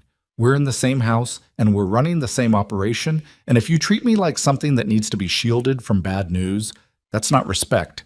That's just a different kind of condescension." He considered this. He had the expression of a man encountering an argument he can't find a flaw in and isn't sure how he feels about that. "Fair," he said finally. "Good," she said. "Eat your supper." He ate his supper. What changed after that was harder to name than a single event. It was accumulative, the way most real things are, built from small mornings and shared accounts, and the ordinary friction of people figuring out how to exist in the same space without smoothing themselves down to nothing. Clara learned that Gideon had a particular stubbornness about the south fence that made no rational sense but was apparently non-negotiable. He learned that she had a way of going very quiet when she was angry. That was more alarming than shouting would have been, and that required being addressed directly rather than waited out. Rose was the unexpected variable in all of it. She had come to the ranch carrying her grief like a second coat, heavy, worn over everything, making all her movements slightly stiff. She was not over it, and Clara was not going to pretend she should be, 3 months after losing the last of her parents. But somewhere in the long Wyoming winter, between the kittens and Elias's patient narration of ranch life and the kitchen that was warm when she came downstairs in the mornings, something in Rose had started to put the coat down. Not all the way, just enough. She started helping in the kitchen without being asked. Not grandly, small things, practical things. She would notice the bread needed watching and watch it. She would see Clara's hands were full and take the pot to the table. She never commented on this, and Clara never thanked her in a way that would require acknowledgement, because they had both apparently understood without discussing it that this was how it was going to work between them. The conversation, when it finally came, was not the one Clara had been preparing for. It was an April evening, cool, but with the first suggestion of something warmer beneath it, the way Wyoming spring felt, tentative, like it wasn't sure it was allowed yet. Elias had gone to bed. Gideon and the men were dealing with a fence situation on the east property line that had taken all day and would probably take tomorrow as well. Clara was at the kitchen table with the household accounts. Rose was somewhere she thought was not the kitchen, until she heard the door and turned and found her standing there with 2 cups of tea, extending one without explanation. Clara took it. Rose sat down across from her. For a moment she just drank her tea, looking at the table. "My mother would have hated this," Rose said. Clara looked at her. "Hated what specifically?" "This," Rose gestured vaguely. "The situation. A woman living in my uncle's house." She said it without venom, just as a statement of fact about a person Clara had never met. She had very strong opinions about how things should look from the outside. "And the inside?" Clara said. Rose was quiet for a moment. "I think she was less certain about the inside," she said. "She just didn't say that." She turned her cup. She wasn't a bad person. She was a person who was afraid a lot of the time, and the way she dealt with being afraid was to make everything into a rule. If there were enough rules, things couldn't go wrong. Clara thought about Thomas. About her own particular version of the same logic. If she was competent enough, organized enough, careful enough, things wouldn't go wrong. "That never quite works," she said. "No," Rose said. "It doesn't." They sat with that for a moment, which was the kind of moment that either goes awkward or goes somewhere else, and this one went somewhere else. "He's different since you came," Rose said. "My uncle." Clara looked at her carefully. "Different how?" "Less like he's just managing things," Rose said. She appeared to be choosing words with more care than she usually bothered with, which meant this mattered to her. Before, he would come in from the barn and eat supper and work on the ledger, and it was fine. He's always been fine. He's good at fine. She looked at Clara directly with those dark eyes that were so much like Gideon's. But now he laughs sometimes. Not often, but sometimes. And he asks Elias questions about the kittens like he's actually interested in the answers. She paused. "I don't know what to do with that yet. I'm still figuring it out." "You don't have to do anything with it," Clara said. "I know," Rose said. "I know that. I just wanted you to know I noticed." It was the most Rose had said to her in a single sitting, and it was probably, Clara thought, the most Rose was going to say for a while. She didn't push it. She drank her tea and let the silence be the comfortable kind, and Rose stayed at the table until her cup was empty, and then went to bed without making anything of it. Clara sat with the accounts and the quiet house, and thought about a girl who was figuring out what to do with someone else's happiness. She thought it was probably the most honest thing anyone had said to her in months. Spring came in pieces. The creek ran higher. The cottonwoods on the ridge went from yellow to a young, vivid green that seemed almost aggressive after the long gray of winter. The kittens left the barn and began conducting unauthorized expeditions into the yard, which Elias monitored with the seriousness of a field commander. Elias himself had filled out. It was gradual enough that she almost missed it, the way you don't notice a child growing until you see them next to something that hasn't changed. He was still quiet, still watchful, still the boy who observed before he spoke. But he had stopped carrying himself with the careful economy of someone who wasn't sure they'd be staying. His shoulders were different. His laugh, which had been rare and slightly startled sounding in the fall, had become something more settled. He had also, sometime around the middle of April, started following Colt around. Colt had apparently decided this was acceptable because he let it happen without comment, adjusting his pace when the boy was beside him, answering questions when they came, which was frequently. Clara watched this from the kitchen window sometimes and thought about the particular way that men who aren't naturally good with children sometimes turn out to be exactly what a child needs. Not the performed warmth of someone trying, but the matter-of-fact inclusion of someone who has simply decided the child is worth their time. On a Saturday morning in late April, Gideon came to the kitchen while Clara was going over the food stores for the coming week. He stood in the doorway. She didn't look up because she knew his weight by now, the particular way the floorboard near the door responded to it. "There's something I want to ask you," he said. "Ask," she said, marking something in the ledger.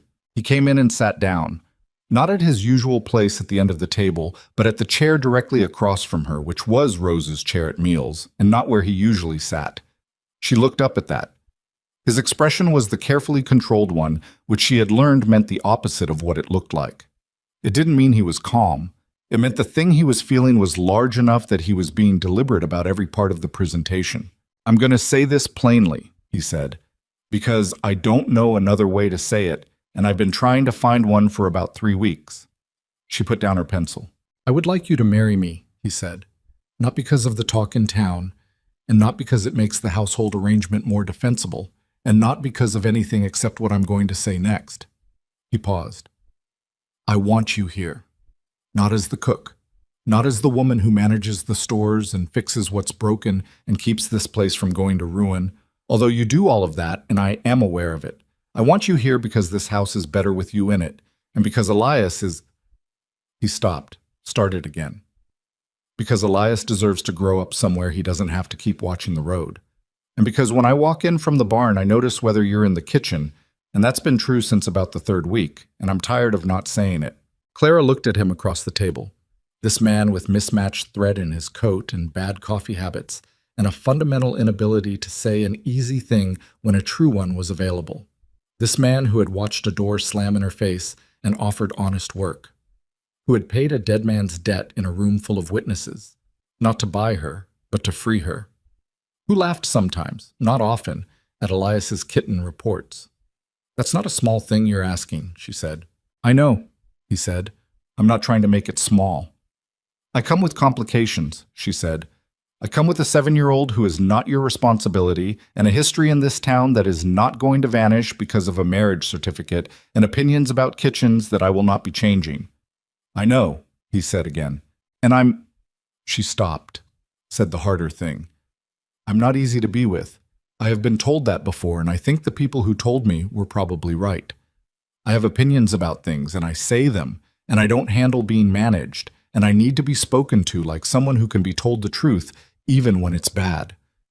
"I've noticed," he said, with the almost smile. "I find that significantly preferable to the alternative." She was quiet for a moment. "What's the alternative?" "Someone who doesn't notice things," he said. "I've been around people who don't notice things. I prefer the version of my life that comes with someone who does." Clara pressed her hands flat on the table, thought about a boarding house door, thought about $31.40, thought about this is a good place and the weight of a sleeping boy on her lap in a wagon and a kitchen door that had been promised to open both ways. She thought about choosing, not surviving, not managing, not making the best of a situation that had narrowed down to one reasonable option. Choosing, freely, with her eyes open, knowing the complications and the costs and the particular imperfection of every person in the equation, including herself. "Yes," she said. He looked at her as if he wanted to make sure he'd heard correctly. "Yes," she said again, with the decisiveness of someone who has made a decision and is not going to unmake it. Something in his face shifted, not dramatically, not in the way of a man given to demonstrations. Just the particular quality of held tension that releases when a thing you weren't sure of becomes sure. He reached across the table, and she put her hand in his, and they sat there for a moment in the kitchen of Hales Cross in the late April morning, with the range warm and the creak audible, and the kittens doing whatever the kittens were doing outside. "We should tell Elias," she said. "Yes," he said. He'll have questions. I expect so. And Rose will have opinions, Gideon said. She always has opinions. She'll come around, Clara said. She's been coming around since March. She just won't admit it yet. He almost smiled. That's a Hale quality. I noticed, Clara said. They found Elias near the barn, supervising Penny's investigation of a fence post with the focused attention of a livestock manager. He looked up when they came and looked at their hands, which were still loosely joined, and looked at their faces. He was 7, nearly 8. He noticed things, this boy. He had noticed things since before he had words for noticing. Elias, Clara said, Mr. Hale has something to tell you. Gideon crouched down to the boy's level, which was something Clara had seen him do exactly once before. When he'd explained to Elias why the east fence needed staying clear of during cattle movement, he did it the same way, without condescension, just as someone leveling the field of a conversation. I've asked your mother to marry me, Gideon said, and she said yes. I wanted you to hear it from us, not from someone else. Elias looked at him, looked at Clara, looked at Gideon again with the sideways intensity that meant the full processing apparatus was engaged. Would we stay here? He said. Yes, Gideon said. On the ranch. Yes. Would the kittens stay? Gideon looked at Clara with an expression that was lost somewhere between genuine uncertainty and something that was entirely amusement. The kittens, he said carefully, are barn cats. So yes. Elias considered this full picture for a moment that felt longer than it probably was. Then he said, Okay. Okay, Clara said. Yes, Elias said, with the simplicity of someone for whom the important questions have been answered. He went back to monitoring Penny. Gideon stood up and looked at Clara. That was easier than expected, he said. He's been watching you for 5 months, she said. He made his decision a while ago. Rose's reaction was, as predicted, more complicated. She heard the news that evening before supper, told by Clara directly, privately, in the kitchen, which was the right way, and went through a rapid sequence of expressions that included surprise, something that might have been fear, and something else that Clara could not name, but recognized as the look of a person rearranging a large amount of internal furniture quickly. This is your house, Clara said quietly, before Rose could speak. That does not change. I want you to know that first. Rose looked at her. You came here because this is your family's ranch, Clara said. Because your uncle is your family, and this is your home. I am not here to displace that. I'm here because, she paused, said the honest thing. Because I love him, I think. I'm still getting used to what that looks like in a person like me. But I want you to know that I understand what this house means to you, and I am not going to be careless with it. Rose was quiet for a long moment. Then she said, You think? What? You said you think you love him, Rose said. And there was something in her voice that was wary and young, and also, underneath, trying hard not to be touched by what Clara had said.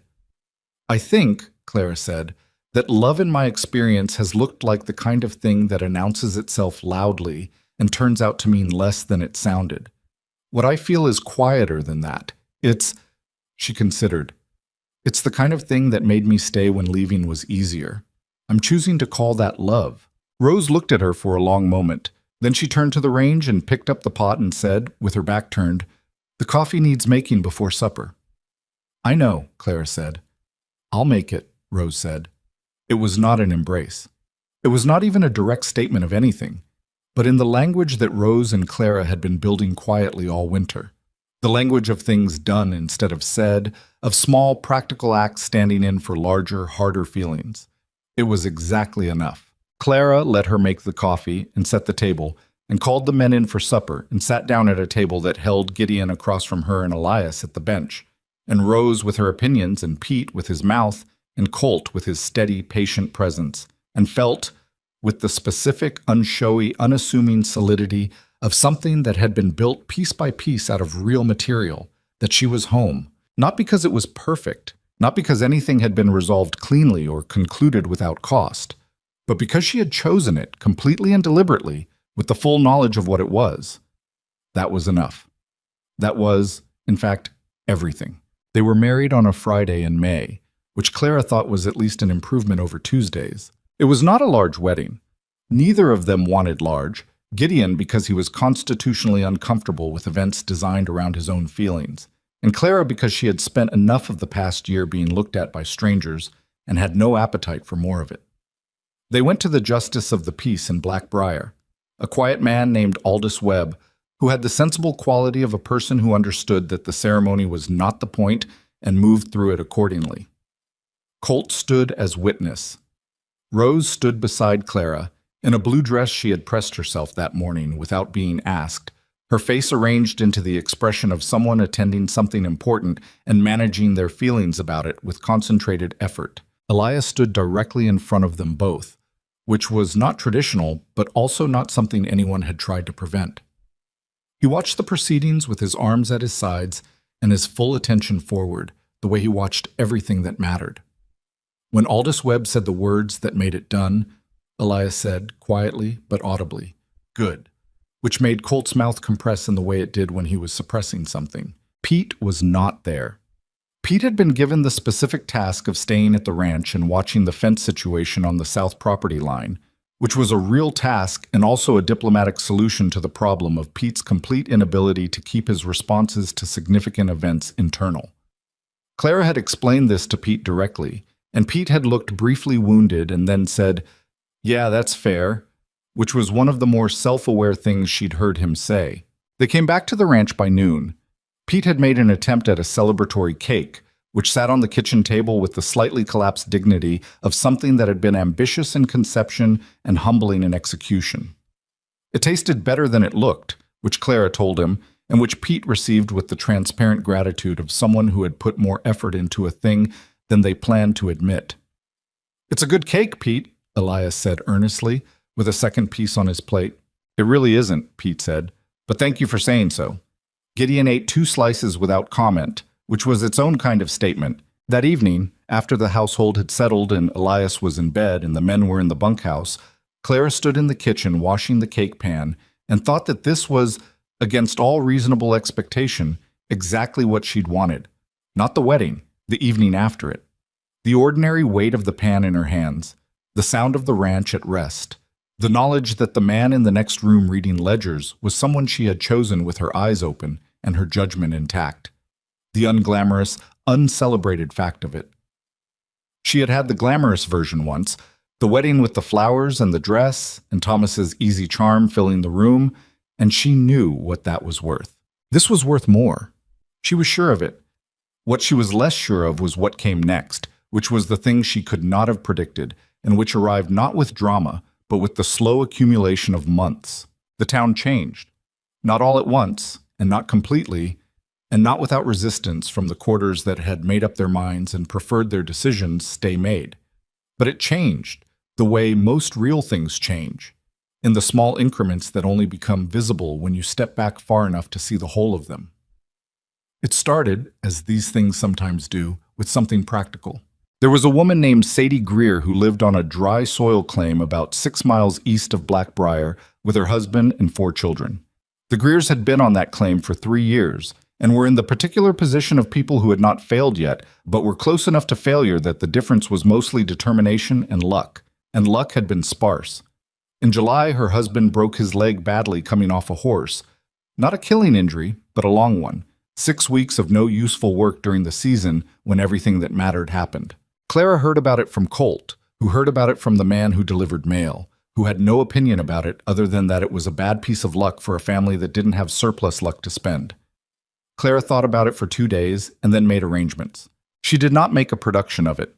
She packed a box, preserves from the cellar, a smoked joint of pork, dried beans, cornmeal, a jar of the lard she rendered herself, and she drove out to the Greer claim on a Tuesday morning. She had Elias with her, which was practical since school was not in session, and because Elias was the kind of company that didn't make a difficult situation worse. Sadie Greer answered the door with the expression of a woman who had been managing alone long enough that visitors were either a relief or a complication, and she was bracing for the second. When she saw the box, she said very quietly, "I don't take charity." "It's not charity," Clara said, with the same inflection she had used 7 months ago in a general store with a different woman. My cellar's running heavy, and I can't get through it all before the new harvest comes in. I'd rather it go somewhere useful." Sadie Greer looked at her for a moment, then she stepped back and let her in. They sat in Sadie's kitchen, which was smaller and harder used than Clara's own, but had the same fundamental quality of a room where someone was doing their best with available materials. Sadie's 4 children arranged themselves around Elias with the wary curiosity of young animals encountering something new. And Elias, who had been a solitary, watchful child for most of his life, simply sat down among them and began asking about the claim in the serious, interested way he had, and within 20 minutes was being shown the family's 3 chickens with the gravity of a proper tour. Clara stayed 2 hours. She came back the following week with more preserves, and the week after with a length of cloth she'd bought in town that she told Sadie she'd gotten too much of and couldn't use, which was true enough if you didn't examine it closely. By the 3rd week, Sadie had started talking, which was the point at which Clara understood that the food was not the main thing she'd been bringing. "People in town said things about you," Sadie said, on the 3rd visit. She said it directly, without cruelty. The way a person says something they've been carrying and have decided to put down. "When you came, and after. Dora Phelps had opinions." "Dora Phelps had a lot of opinions," Clara said. "She did," Sadie agreed. "She also brought food to my door once, the winter before last, when we were running short. So I don't know what to do with her entirely." She looked at her hands. "People aren't one thing." "No," Clara said. "They're not." Sadie looked at her. "I just wanted you to know I heard those things, and I didn't know what to believe, and now I've seen for myself what I think." She paused. "That's all I wanted to say." Clara didn't make more of it than it was. "Thank you," she said, and meant it plainly. The Greers were the beginning, not because Clara planned a campaign. She didn't. She was not that strategic about it. She was just a person who noticed when other people were in a version of her own situation. But the frontier had a way of cycling the same problems through different families. And Clara kept noticing and kept showing up with the particular combination of practical help and the dignity of not making it look like help. And over the course of that summer and into the fall, a thing happened that she had not engineered and could not entirely explain. People started coming to her, not the Phelps circle. That door stayed more or less shut, though even that had cracks, which she would get to. But the other people, the ones who hadn't decided, whom Gideon had mentioned that first day in the yard, the woman whose preserves hadn't set right and who appeared at the kitchen door one afternoon with the jars, and a look of combined desperation and embarrassment because she'd been doing this for 20 years and she wasn't going to ask for help, but she was out of ideas. The man from the North property who came to Gideon about a fence question and ended up in the kitchen because Clara happened to know something about the soil composition in that part of the territory that was relevant to the post-setting problem, and Gideon said without ceremony, "Tell her she knows more about the North section than I do." Elias started school in September. This had been a point of quiet tension all summer. Blackbriar's school was run by a man named Howard Finch, who had no particular relationship with the Phelps network, but who had heard things, as everyone in a small town hears things, and whose response to the Hale household had been a kind of careful neutrality that could tip either direction. Clara had gone to see him before school started, alone, with the specific purpose of having a direct conversation. She had sat across from Howard Finch in his schoolroom and said, My son is 8 years old and he was sick for most of last year, and he is the kind of child who learns things that interest him with complete dedication and struggles with things that don't engage him at all. He is not disruptive. He is quiet. He watches before he participates. I want you to know this before he walks through the door so that you have an accurate picture of him before you decide what you think. Howard Finch had listened to all of this and then said carefully, "Mrs. Hale, I'm going to be direct with you about something." "Please," she said. "I make judgments about children based on the children," he said, "not on their parents' situations. I believe that's my professional obligation and also simply the right way to operate." He paused. "I want you to know that before he walks through the door." Clara had looked at this man, mild-looking, thin, with the slightly ink-stained hands of someone who cared about the work, and felt something loosen that she hadn't fully known was tight. "Thank you," she said. "I'll send him Monday." Elias, who had approached the first day of school with the methodical stoicism of a general entering difficult terrain, came home on the second day with a friend named Will Greer, who was Sadie Greer's oldest boy and who had apparently bonded with Elias over a shared and intense interest in how things worked mechanically. They sat at the kitchen table with the remaining kittens observing from the windowsill. Penny still held her position as Elias's particular favorite, and had expanded her territory from barn to kitchen with the confidence of an animal who knows she is indulged, and took apart and reassembled the broken clock mechanism that Clara had been keeping in the back of the supply drawer for 6 months without knowing what to do with it. She watched them from the range and thought about Sadie Greer's kitchen, and about the 6 miles between them, and about the particular way that people's lives connect not through grand gestures, but through the small decision to keep showing up. Rose turned 19 in October. She had by this point been at Hales Cross for 7 months, and she was not the same girl who had climbed off the mail wagon with her jaw set against the world. She was still sharp, still direct, still had opinions she delivered without excessive concern for their reception.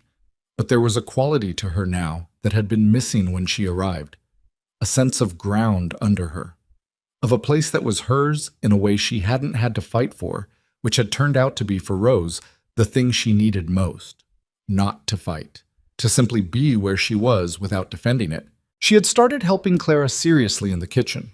This had evolved from the early careful neutrality through the gradual thaw and into something that looked, by October, like genuine collaborative interest. Rose had a particular talent for pastry that she hadn't known about before because she'd never had access to a proper kitchen and the time to use it. The discovery of this talent had the effect on Rose of sunlight on a plant that has been indoors too long, a rapid, almost startling growth toward it. "This is what I want to do," Rose said one afternoon, looking at a pie crust she had just completed with the expression of someone recognizing themselves in a mirror for the first time. "I mean, not just cooking. Something like this. Managing a household, running things." "You're good at it," Clara said, simply, without performance. "I know," Rose said, with the hale directness that still sometimes made Clara want to laugh. "I didn't know I was until I had the chance to find out." She looked at Clara sideways. "Thank you for that." It was the most direct thing Rose had said to her. Clara didn't make it into a moment. "You're welcome," she said, and handed her the rolling pin for the second crust. The thing with Dora Phelps happened in November, which was the last thing Clara had expected, and which arrived without warning on a gray Tuesday morning, still Tuesdays, consistently, life's least cooperative day, with a knock at the kitchen door.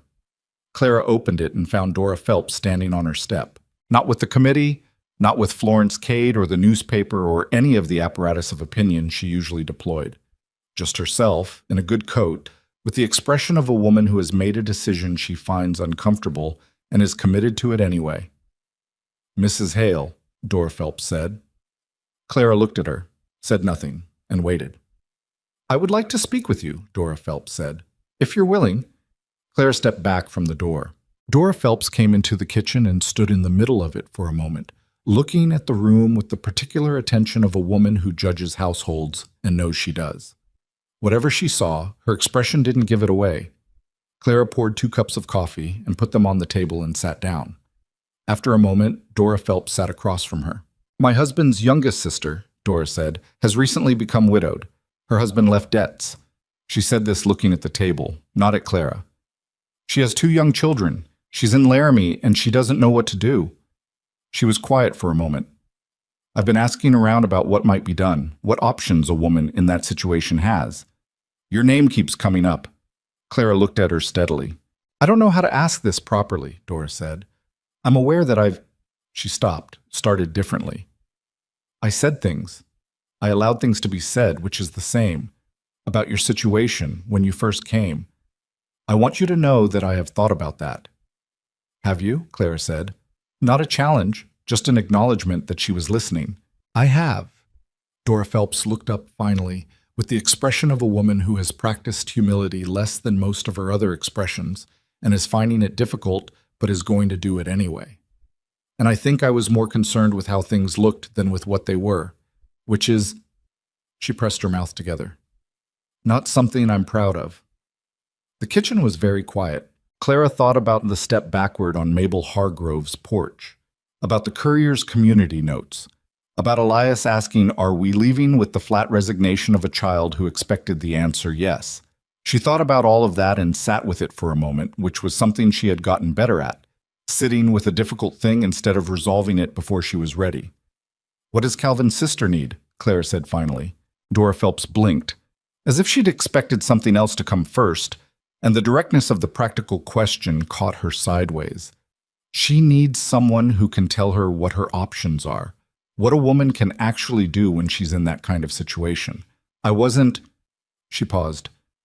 "I didn't know, until recently, how few people there are who will tell her the truth about that rather than just sympathy." "Send her to me," Clara said. "When she's ready. She can come to the ranch, or I can come to Laramie if that's easier. I'll tell her what I know." Dora Phelps looked at her with an expression that was not simple. It was the expression of a woman processing the specific, complicated feeling of being extended more decency than she had reason to expect. "You don't have to do that," she said. "I know," Clara said. "That's why it means something."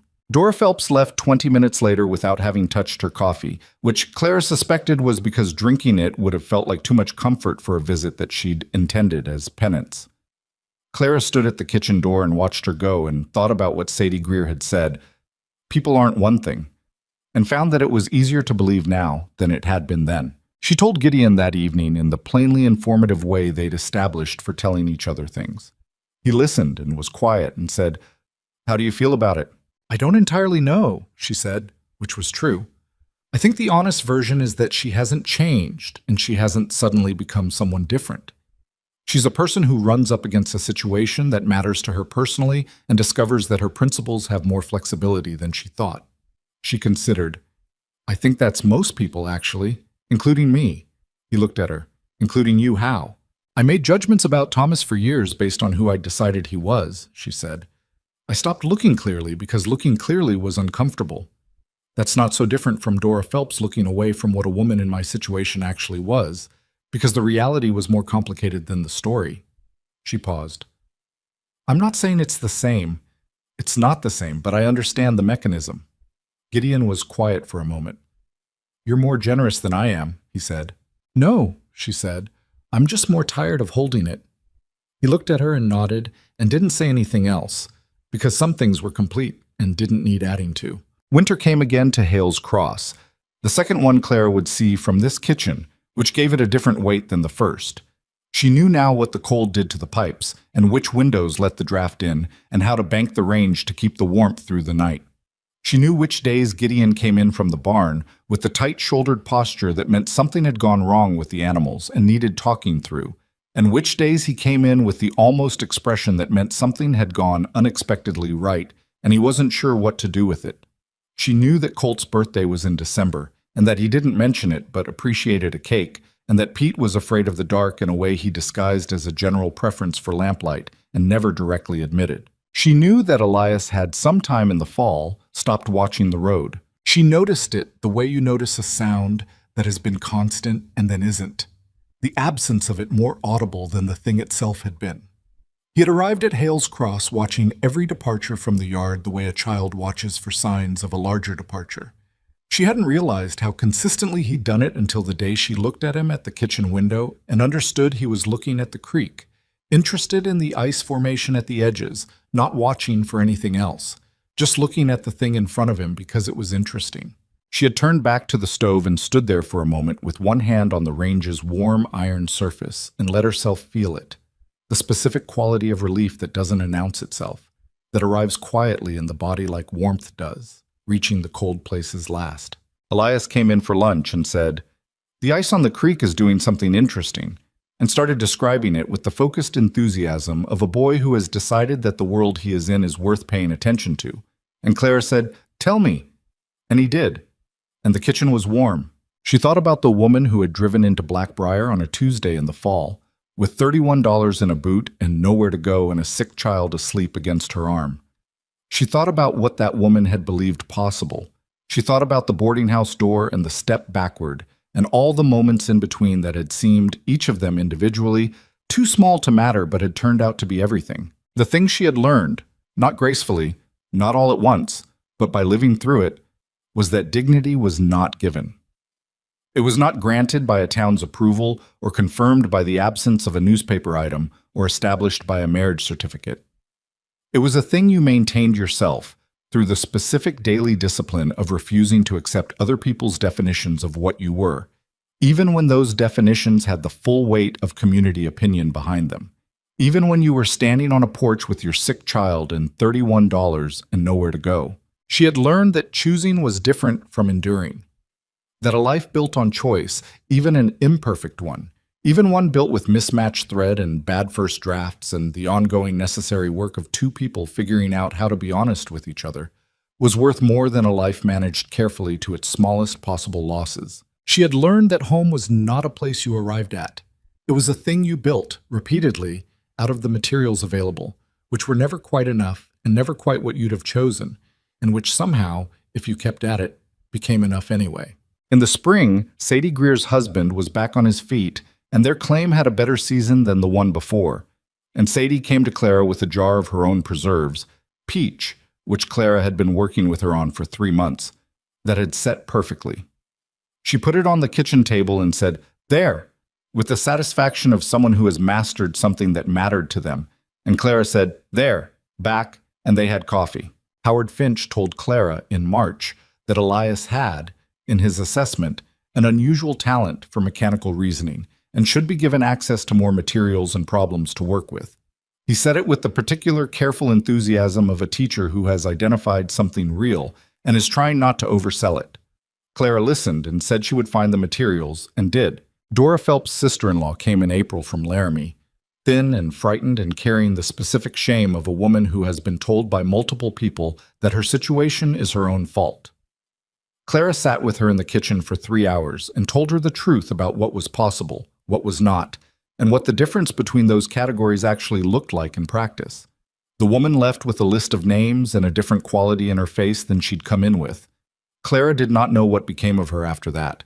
She thought about her sometimes and hoped, and left it there. Rose, in the summer, told Gideon and Clara that she had been writing to a school in Cheyenne that offered training in household management and bookkeeping and had been accepted and wanted to go in the fall.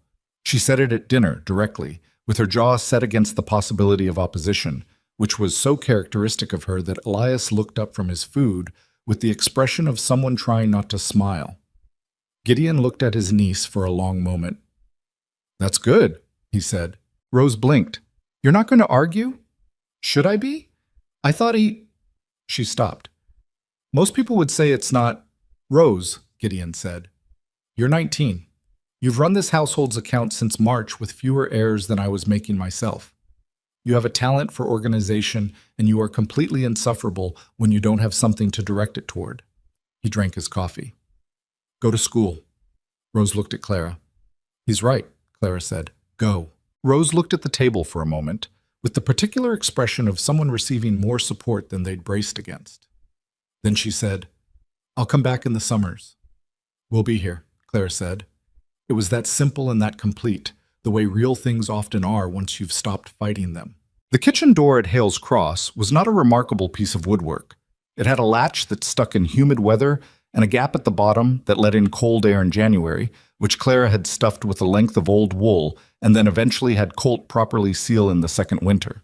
It had been painted once, a long time ago, in a green that had weathered down to the suggestion of green. The hinges needed oil about every 8 months. It opened inward. It had always opened inward. Gideon had said the day she arrived that it opened both ways, which was a thing she had held on to and a thing she now understood more fully than she had then. It opened both ways not because the physics of it was unusual, but because the person running the household had decided that it did. That what was inside was not a fortress or a hiding place, but a home, which meant it was also a door you could leave through, and that the staying was a choice made every morning when you didn't. She had made it a choice. That was the whole of the thing, not fate, not rescue, not the intervention of fortune or the correction of injustice. A choice, repeated, in the ordinary light of ordinary mornings, by an ordinary woman who had been through enough to know the difference between surviving and living, and had decided finally, without apology or excessive ceremony, that she preferred the second. Elias grew. He was 9 and then 10, and the kittens became cats, and Penny remained his without question for as long as Penny cared to hold the appointment. Rose came back in the summers with more confidence and better pastry skills, and the specific authority of someone who has been somewhere and knows things. And Colt remained steady, and Pete remained impossible, and Gideon remained a man who said true things plainly and showed up for the work every morning, which turned out to be, over time, the most important quality a person could have. Clara stood in her kitchen on a December morning in her second full year at Hales Cross and looked at the frost on the window and the light coming across the ridge and the ranch lying quiet in the early cold. And she felt not happiness exactly, which was too simple a word for the thing, but something more durable, something that didn't depend on the absence of difficulty or the presence of perfection, something built out of difficulty, actually, out of the real material of things as they were. She turned to the range and got the fire going. There was work to do. There was always work to do, and she was exactly where she had chosen to be.